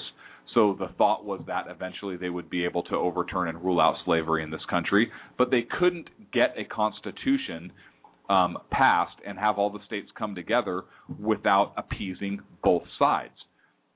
So this country, from its inception, started out, even in our Constitution, with a battle for slavery going on and the mechanism in place to reduce that slavery and to eventually overturn that slavery. Slavery started here under British rule, not under American rule. It was ended under American rule, and the foundations for that ending were put in immediately upon the Constitution being drafted and ratified. And that fight continued even into the Civil War and beyond, to where it culminated with the movement in the 60s, the civil rights movement in the 60s. And our country has come a long, long way. So I get very tired and aggravated. Look, I'm first generation here. My family's from Hawaii, and they were born there when it was just a territory, not a state. And they came to Hawaii from another country. So that's where my roots are. But I am an American. I was actually the first generation born in the United States. So I am not part of that history. I'm very proud of my American history. But stop using history as an excuse, because I'm pretty sure that Treyvon Martin, at 17 years old, never had to work a cotton field on a plantation. He never had to experience a segregated bathroom. He didn't experience those things. Am I saying that racism doesn't exist? No, but racism exists on all sides, and I'm pretty sure our laws provide equal protection. We don't have different laws for blacks or for Chinese or for whites or for whatever in this country. No. So at what point do you stop using that as an excuse? Well, and I think we'll get into that in depth when we talk about O'Reilly. We will, but I'm just talking about my initial thoughts right now upon hearing these remarks. Right. The other issue is, what about the kids in those neighborhoods that don't commit the violence? Yeah. What about the kids in those neighborhoods that don't engage in violent behavior? They have the same history as the kids who are engaging in those violence. Right. What about the kids in and the they white? Make the right choices. What about the kids in the white neighborhood? The kids from Columbine. Yeah. What about the kids from Columbine who do engage in violence? They didn't have that history, and those kids don't have that history. Those kids are born in America under the current laws and system that we have. which means that is learned. Yeah, absolutely. It's learned and taught, and that's the sad part. It is learned and taught, and then when you have instances like this, and the President of the United States and the NAACP invites Eric Holder to speak, and he pushes the same agenda, but they say no to people like Deneen Borelli, who would be an amazing person to have speak. It goes to show you that at the end of the day, to the people in power, it's not about black and white.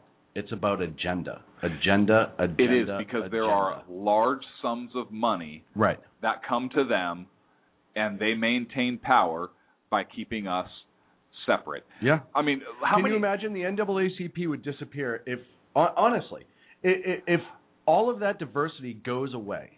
Yeah. Could you imagine if you had a NAACP for white people? Seriously, think about it. No, I know. It's I went to the Anti-Defamation League's web page, because I like checking like the Southern California Poverty, like the Poverty Law Center or whatever those wingnuts are. Look, I went to that website, and do you know under their hate groups, the only banners that are listed and symbols and everything else that you can look at are all white power? Yeah. Really, what about the Black Panthers? They come right out and talk about killing white people. What about gangs in general? What about gangs in general? Talking about and there's even an article on there that lists the Tea Party and the 3 Percenters and the Oath Keepers as extremist, anti-government extremist. Well, because they support groups. The Constitution as it is, and obviously individual liberty and freedom. So that is extreme because that's not all inclusiveness in the sense of everything's not given away. Exactly. I like a flycatch in the chat room wrote a white caucus in Congress. Could you imagine? What about this? What about the White Christian Heterosexual Males Association? How's that? Let's just piss everybody off. Form that one. Well, I mean, look, there is some forms of segregation today. And I don't even want to call it segregation, but communities have segregated themselves in some cases. I mean, absolutely. Look at the Chinatown district in San Francisco. Yeah. Right? A lot of the segregation started because when immigrants came here from other countries, they wanted to live around people that spoke the same language or had the same type of culture. So they chose to live in those groups to be closer to people, family or whatever, that immigrated with them. Yeah. And they built up those. So we kind of naturally segregated ourselves. What about whites being discriminated against in Hawaii? Oh, yeah. Look, the Hawaiians over there they don't like the white folk, right? Some do. They want spend their money. They want their islands back. Right. Right. So unless you're Portuguese or Asian cultures or traditional Hawaiian, look, you go into a traditional Hawaiian restaurant to eat over there, and you're not local.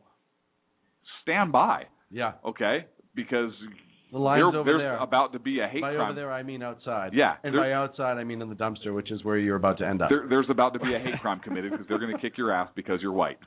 So, yes, they do call us Howleys.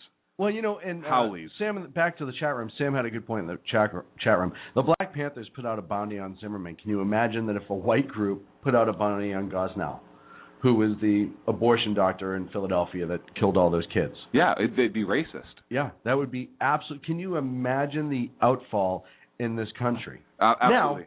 So, look, I know you were going to say something. We're up against another break. Why do you do that to me all the time? I know. I hate to, because you're the one that was always, we really got to stick to these breaks to show how professional we are after we made penis jokes for the first 30 minutes.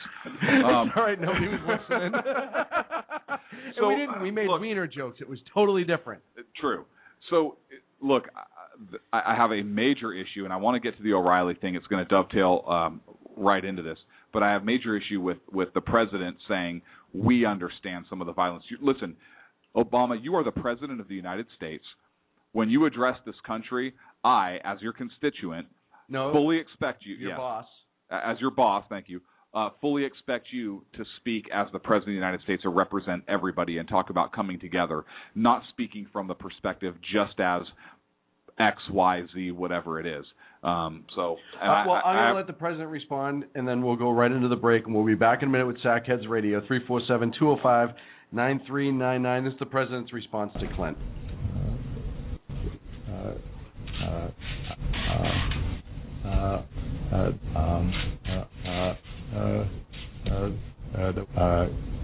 Look, just tell me, Mr. President, why did you?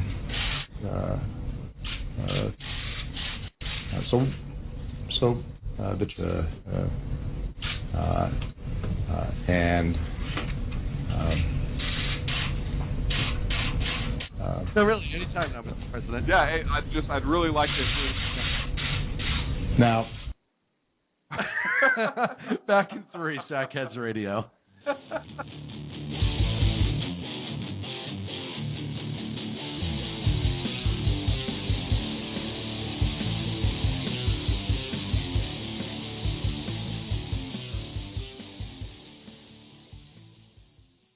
Hey, if you care about what's going on in the world, you cannot afford to miss my show. Hi, this is Andrea Kaye, your host of The Andrea Kaye Show. It's not always about the money. Okay, it is always about the money, but it's also about politics, pop culture, and you. The only thing street about this show is the smarts. There's a reason they call me Dynamite in a Dress, and you'll find out why when you listen Tuesday mornings at 10 on Financial News and Talk. Hello, I'm Paul, a student at Hillsdale College. Here is my professor, Dr. Larry Arnn, on the separation of church and state. America's founders believed in the separation of church and state, in that the country was not to have an official religion or an official sect. But that did not mean that government was to be hostile to religion, or even indifferent to religion, as many today argue. In fact, America's founding document, the Declaration of Independence, includes both a reference to God as the author of the laws of nature and a confident assertion that human beings are endowed by their Creator with certain inalienable rights.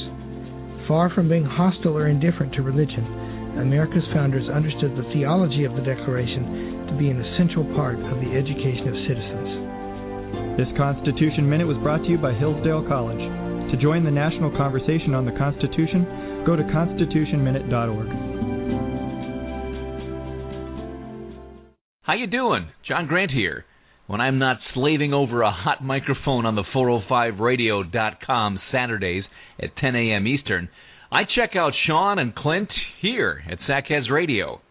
We all appreciate the best political bloggers, writers, and commentators. We either get them on our shows or we make fun of them, as it should be. So check us out live Saturdays at 10 a.m. Eastern or forever on the podcasts on the 405radio.com. 3, 2, 1.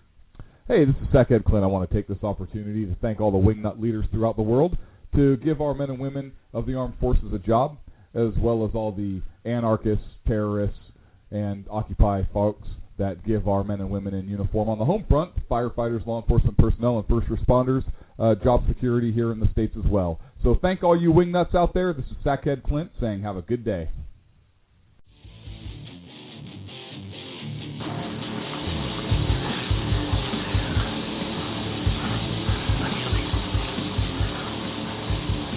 Now back to Clint and Sean on Sackheads Radio, radiating elegancy and quality. So we go on break, and we're back, 347-205-9399. I'm almost afraid to give out that number, because we go on a break, and you screen a call. Yeah, and I think this lady was, like, drunk. She was, like, hammered. And she went off on this tangent. I haven't heard such language come out of a young lady's mouth in a long time. I could just picture her sipping her whiskey with her dentures sitting out next to the bed. You were blushing. And she went off about how come Obama's half white? How come he never talks about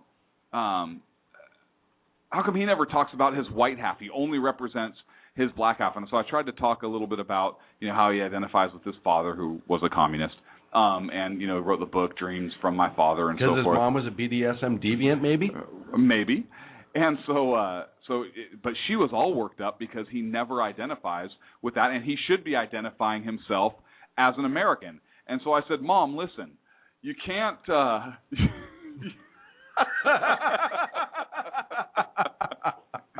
I'm just kidding. But it was an excellent point. I wanted to bring it up. It was a good call for off the air. It was no. I wanted to bring it up because it was a valid point, and how many other Americans out there are frustrated that he doesn't represent everybody, and it kind of goes back to what we were talking about, identifying as a black man when he's talking about the Treyvon. Now, Bill O'Reilly had a talking points memo that was outstanding a couple nights ago. Right. And we have that memo. We have it in its entirety, but it's about 7 minutes long. So we're going to break it up. So we're going to break it up and discuss the pieces. And here's clip one. Thanks for watching us tonight. President Obama and the race problem. That is the subject of this evening's Talking Points memo. On Friday, the President delivered surprise remarks to the press about the Treyvon Martin case and race in general. His main point, a plea for understanding. There are very few African American men in this country who haven't had the experience of being followed when they were shopping in a department store. That includes me. I don't want to exaggerate this, but those sets of experiences inform how the African American community interprets what happened one night in Florida. And that's true. Many black Americans harbor at least some resentment for past injury. But what President Obama surely knows is that you cannot reach a fair criminal verdict or design effective public policy that solves present problems by dwelling on the sins of the past. Talking Points believes the president was correct in addressing the race issue and framing it with the Martin case. He's the leader of America, and the country's talking about this. By the way, when you hear a pundit or politician saying we should have a, quote, conversation about race, that means you're in for a sea of bloviating, which will likely lead nowhere. The sad truth is that from the president on down, our leadership has no clue at all, about how to solve problems within the black community, and many are frightened to even broach the issue. That's because race hustlers and the grievance industry have intimidated the so-called conversation, turning any valid criticism of African American culture into charges of racial bias. So many in power simply walk away, leaving millions of law-abiding African Americans to pretty much fend for themselves in violent neighborhoods. You want racism? That's racism. So, look, I think he talks about there that the people in power don't know how to fix it. I think that they do. I think they could if they actually applied themselves. I think that they do, and there are several ways that can be done, and I think Bill's going to get to them here shortly. But they are afraid to, because keeping the races separate and keeping a particular group on the government dole does... Bob Dole doesn't like... Oh, Bob Dole doesn't like Bob Dole. Sorry. Bob Dole doesn't eat pineapple.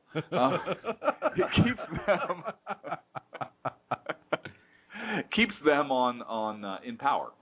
And we already talked a little bit about that. You got the next clip? Well, and sadly, I want to talk about that real quick. Is it's a money I don't want you to talk about that. It's a money-making scam, as he said. You have guys like Al Sharpton, Jesse Jackson, and the like of that, and some of these media outlets that make money over the racial divisiveness of this nation. And that's the pathetic part, is that they speak for equality, and yet they take the money that people could be spending on other things to better their life and give it to these people and get nothing out of it. So here's cut to the second part of O'Reilly's comments on race. Thus, it is time for some straight talk. And I hope the president is listening tonight, because we need him to lead on this issue. Treyvon Martin was killed because circumstances got out of control. He was scrutinized by neighborhood watchman George Zimmerman because of the way he looked. Not necessarily his skin color, there's no evidence of that, but because he was a stranger to Zimmerman and was dressed in clothing sometimes used by street criminals. It was wrong for Zimmerman to confront Martin based on his appearance. But the culture that we have in this country does lead to criminal profiling, because young black American men are so often involved in crime. The statistics, overwhelming. But here's the headline. Young black men commit homicides at a rate 10 times greater than whites and Hispanics combined.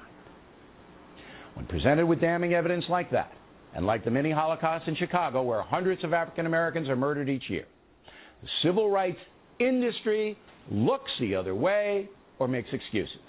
They blame guns, poor education, lack of jobs. Rarely do they define the problem accurately. So here it is. The reason there is so much violence and chaos in the black precincts is the disintegration of the African American family. Right now, about 73% of all black babies are born out of wedlock. That drives poverty. And the lack of involved fathers leads to young boys growing up resentful and unsupervised. When was the last time you saw a public service ad telling young black girls to avoid becoming pregnant? Has President Obama done such an ad? How about Jackson or Sharpton? Has a congressional black caucus demanded an ad like that? How about the PC pundits who work for NBC News? White people don't force black people to have babies out of wedlock. That's a personal decision, a decision that has devastated millions of children and led to disaster both socially and economically. All ridiculously valid points. And I disagree. They're not all ridiculously valid points. And I took exception to a couple things he said right up front then. One, he said that George Zimmerman confronted Treyvon Martin because of the way he looked, and that it was wrong for George Zimmerman to confront him. And that issue can be debated, I think, on both sides of the fence. Some people can, I think, have a good argument for saying why it was wrong. Some people, I think, could have a decent argument for why it was right. As a citizen, you can make a citizen's arrest, and who knows if that's what he was trying to do or not. Anyways, but what Bill O'Reilly failed to mention was the way Treyvon Martin was acting. Right. And George Zimmerman, when he called the police, said that he was acting suspiciously. There's also another case where in October, the Treyvon Martin's school police investigators said that Treyvon was caught on the school surveillance camera in an area he wasn't supposed to be, quote, hiding and being suspicious. So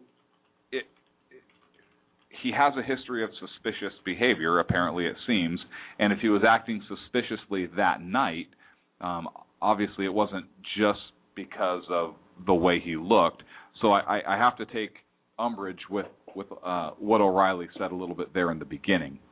As far as the rest of it goes about some of the causes, he said what nobody else in this country has had the testicular fortitude to say. Except for actually a lot of black conservatives. Yeah. But there's nobody in mainstream media. But how many are quote unquote white media or white leadership in this nation? Where's Paul Rangel? Where is Jesse Jackson on this? Where is none of the black leaders? Gosh, could you imagine if we had to say if there were white leaders? Could you just imagine? Why are Why are none of the leaders of the black community standing up and bringing these conversations up, like O'Reilly said on his show?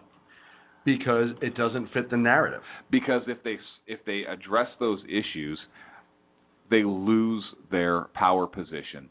Well, like I said, if we cross the line in this country and it would be easy for us to be there, where that racial divisiveness goes away, so many people would be out of a job because their only job is to respond to issues where race becomes an issue. Because to make race an issue. Right.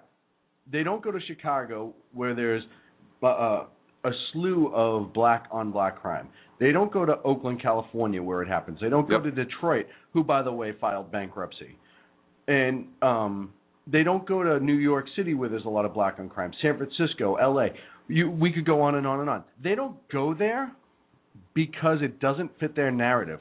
And they truly do not care about those people. They care about their wallets.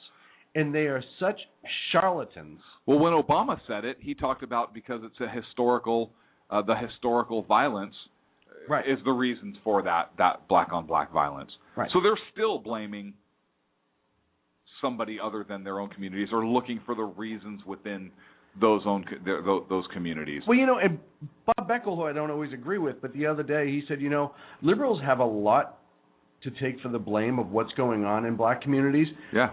Because we have these grand ideas of building these high rises to give them to help people on welfare in these black communities and put them all in these high rises, and crime went through the roof. We over-exaggerated social programs. And he said, and it was done with a clear heart. It was meant to be to help people, but it was done in such a haphazard way. That illegal and unconstitutional, you meant? Yeah. Okay. That it got out of control. And then what happened is there was no way of undoing it. And I agree with him that it's hard now to roll it back and say, hey, we got to make some changes. It has to come, I think, for people to be accepting of it from black leadership in this country. And say, hey, you know what?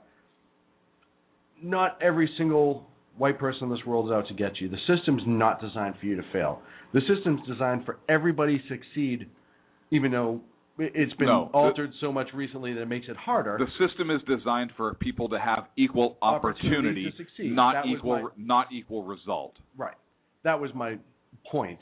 But it's set up so anybody can succeed if they put the time and the effort in. They can try to succeed. They may put time and effort in and realize they suck at what it is they're trying to do. I mean succeed in general. If you put enough time and effort in, you're eventually going to succeed at something. I disagree. I don't.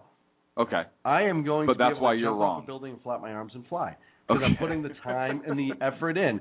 And so help me, it will happen. But they choose to keep that racial divide there because it benefits them significantly. So here's the third and final clip from O'Reilly. So, raised without much structure, young black men often reject education and gravitate towards the street culture, drugs, hustling, gangs. Nobody forces them to do that. Again, it is a personal decision.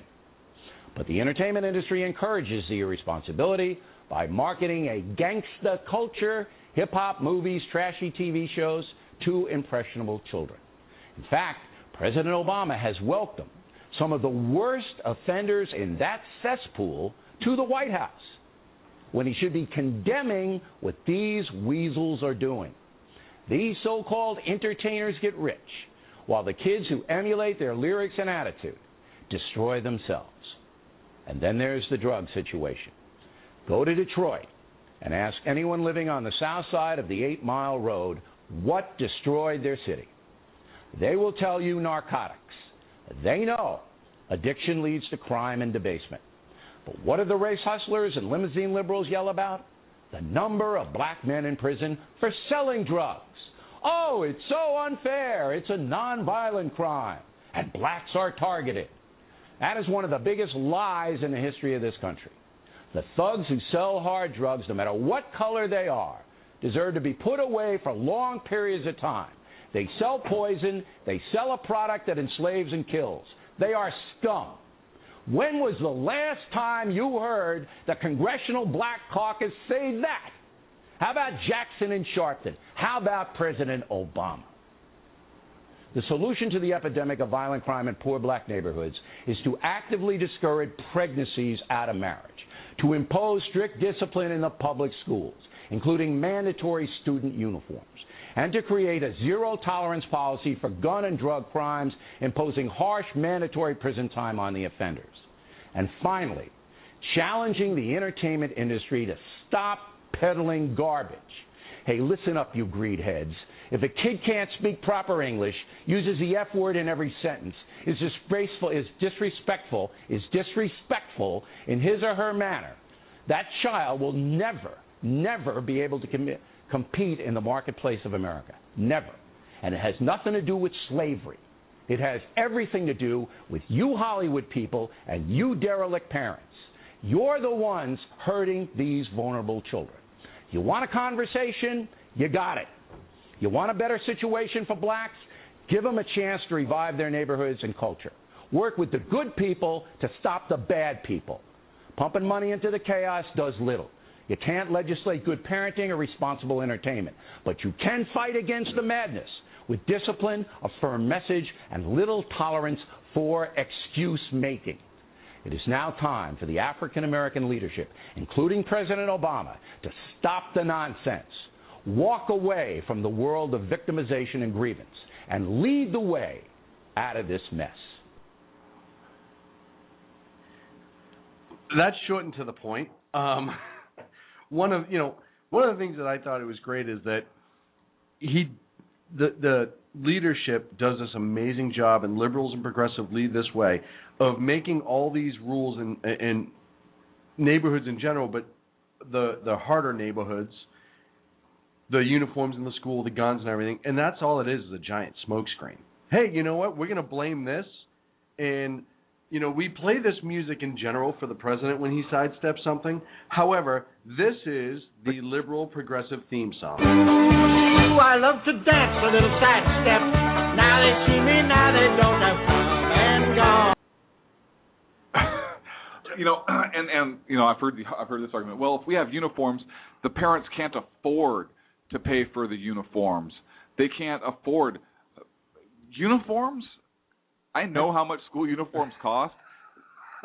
They are most times less expensive than the crap that they're wearing. The $60 Nike shoes and the $50 jeans and the $30 shirt. Right. And even if they're that not, amazingly these kids wear to school. Look, some kids legitimately there are kids who do wear secondhand clothes and so forth to school.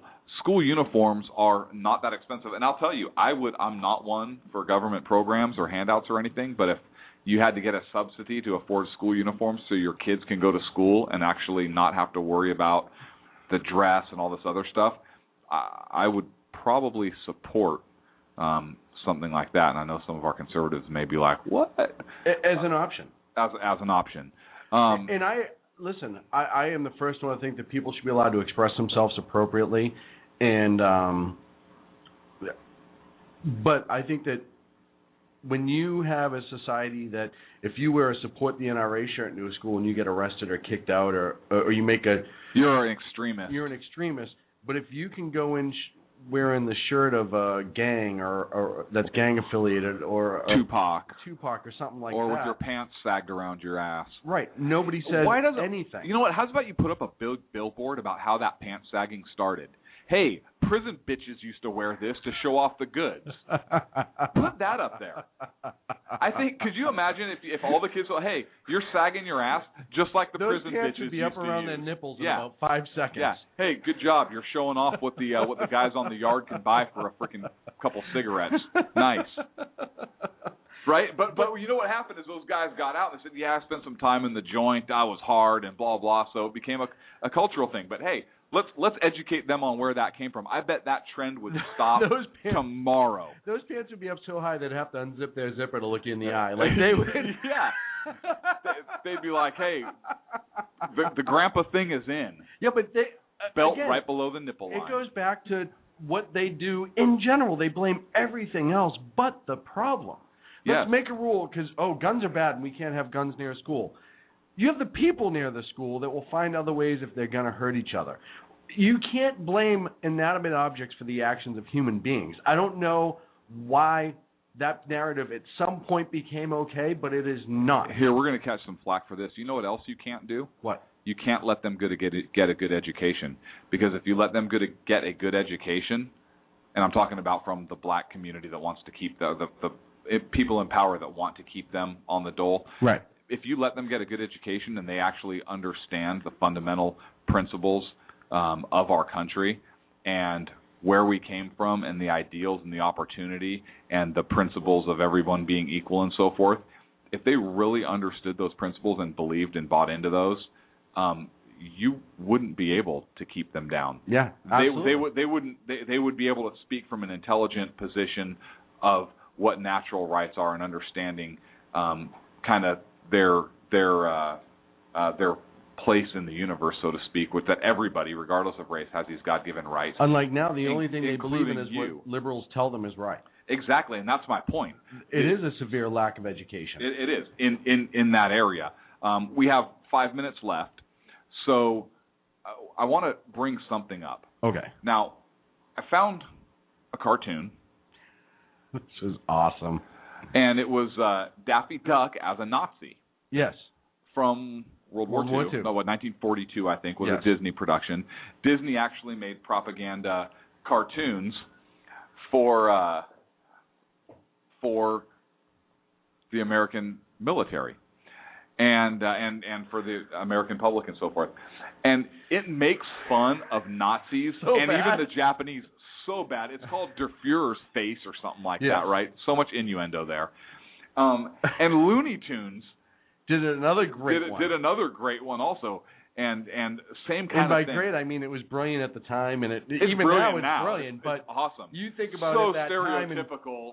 Every stereotype was stereotypical Japanese, stereotypical German. I mean, it was. But they played these for the public as propaganda cartoons. Could you imagine if we made a cartoon like Warner Brothers or Disney made a cartoon today making fun of our enemy? Right. Like making fun of the jihadists. Yeah, absolutely. Oh, we don't even like to put the picture of Muslim terrorists on the bus that are legit. It's the actual photo of the actual person that's a terrorist because it offended people. Can you even imagine? Oh yeah, instead of Der Fuhrer's face, it'd be like Der Jihadi's like face. Der Jihadist's face or something, having a bunch of guys with turbans running around. I mean, people would go sideways. This country would implode. There would be liberals kicking down, progressive. I can picture it now, right? He rides up, jumps off the camel, runs to the side of the road, puts an explosive device in, and then runs away, but he left the detonator and has the bomb with him, and he goes, Allah Akbar, and blows himself up. Right. Right as Bugs Bunny's riding by. I mean, people would go out of their mind. No, you even sort of mention it, and people get upset. Okay, so if you did a 7-minute cartoon on how dumb Islamist extremists are. So replace Wile E. Coyote with, what are we going to call him? Osama. Yeah. Right? Replace Wile E. Coyote with Osama the terrorist. Right. And have Bugs Bunny or the Roadrunner in an American flag outfit running around, and just have that be your cartoon. People would go out of their minds with how racist. All you would have to do right now is if you put you put the crescent moon on some sort of one of the jihadist symbols or anything like that on Wile E. Coyote and the American flag, like you said, you wouldn't even have to rewrite the script. Right. You would just have to add little outfits on them. Right. Can you imagine if we did that? Seriously, the silo would become under attack. It would. We would put that on YouTube, and about a minute and a half later, our early warning system would go off, just like this. If you got a business, you didn't build that. Oh, yes, we did. This is Sackheads Radio. We built it. I promise. No, really, our early warning No, that's the NSA.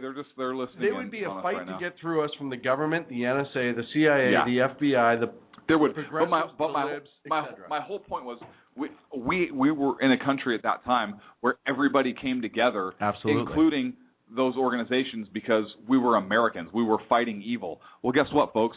We've been fighting this evil, these jihadists, since literally the founding of our country, with the Tripoli pirates and so forth. They were Muslim extremists back then, folks. We've been fighting them for so long that same thing. We need to come together as a country, and I wish we still lived in our country like that, where Hollywood could. And that's get the amazing behind. thing is, the country and our well-being was well above everything else, well above race, well above class, all that stuff.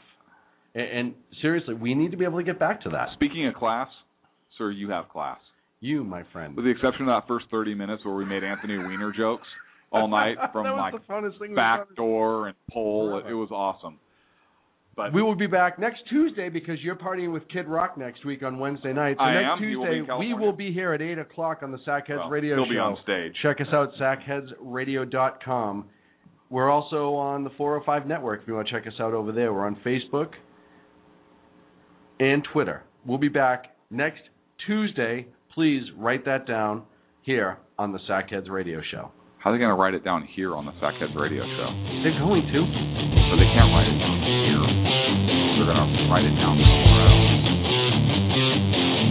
No,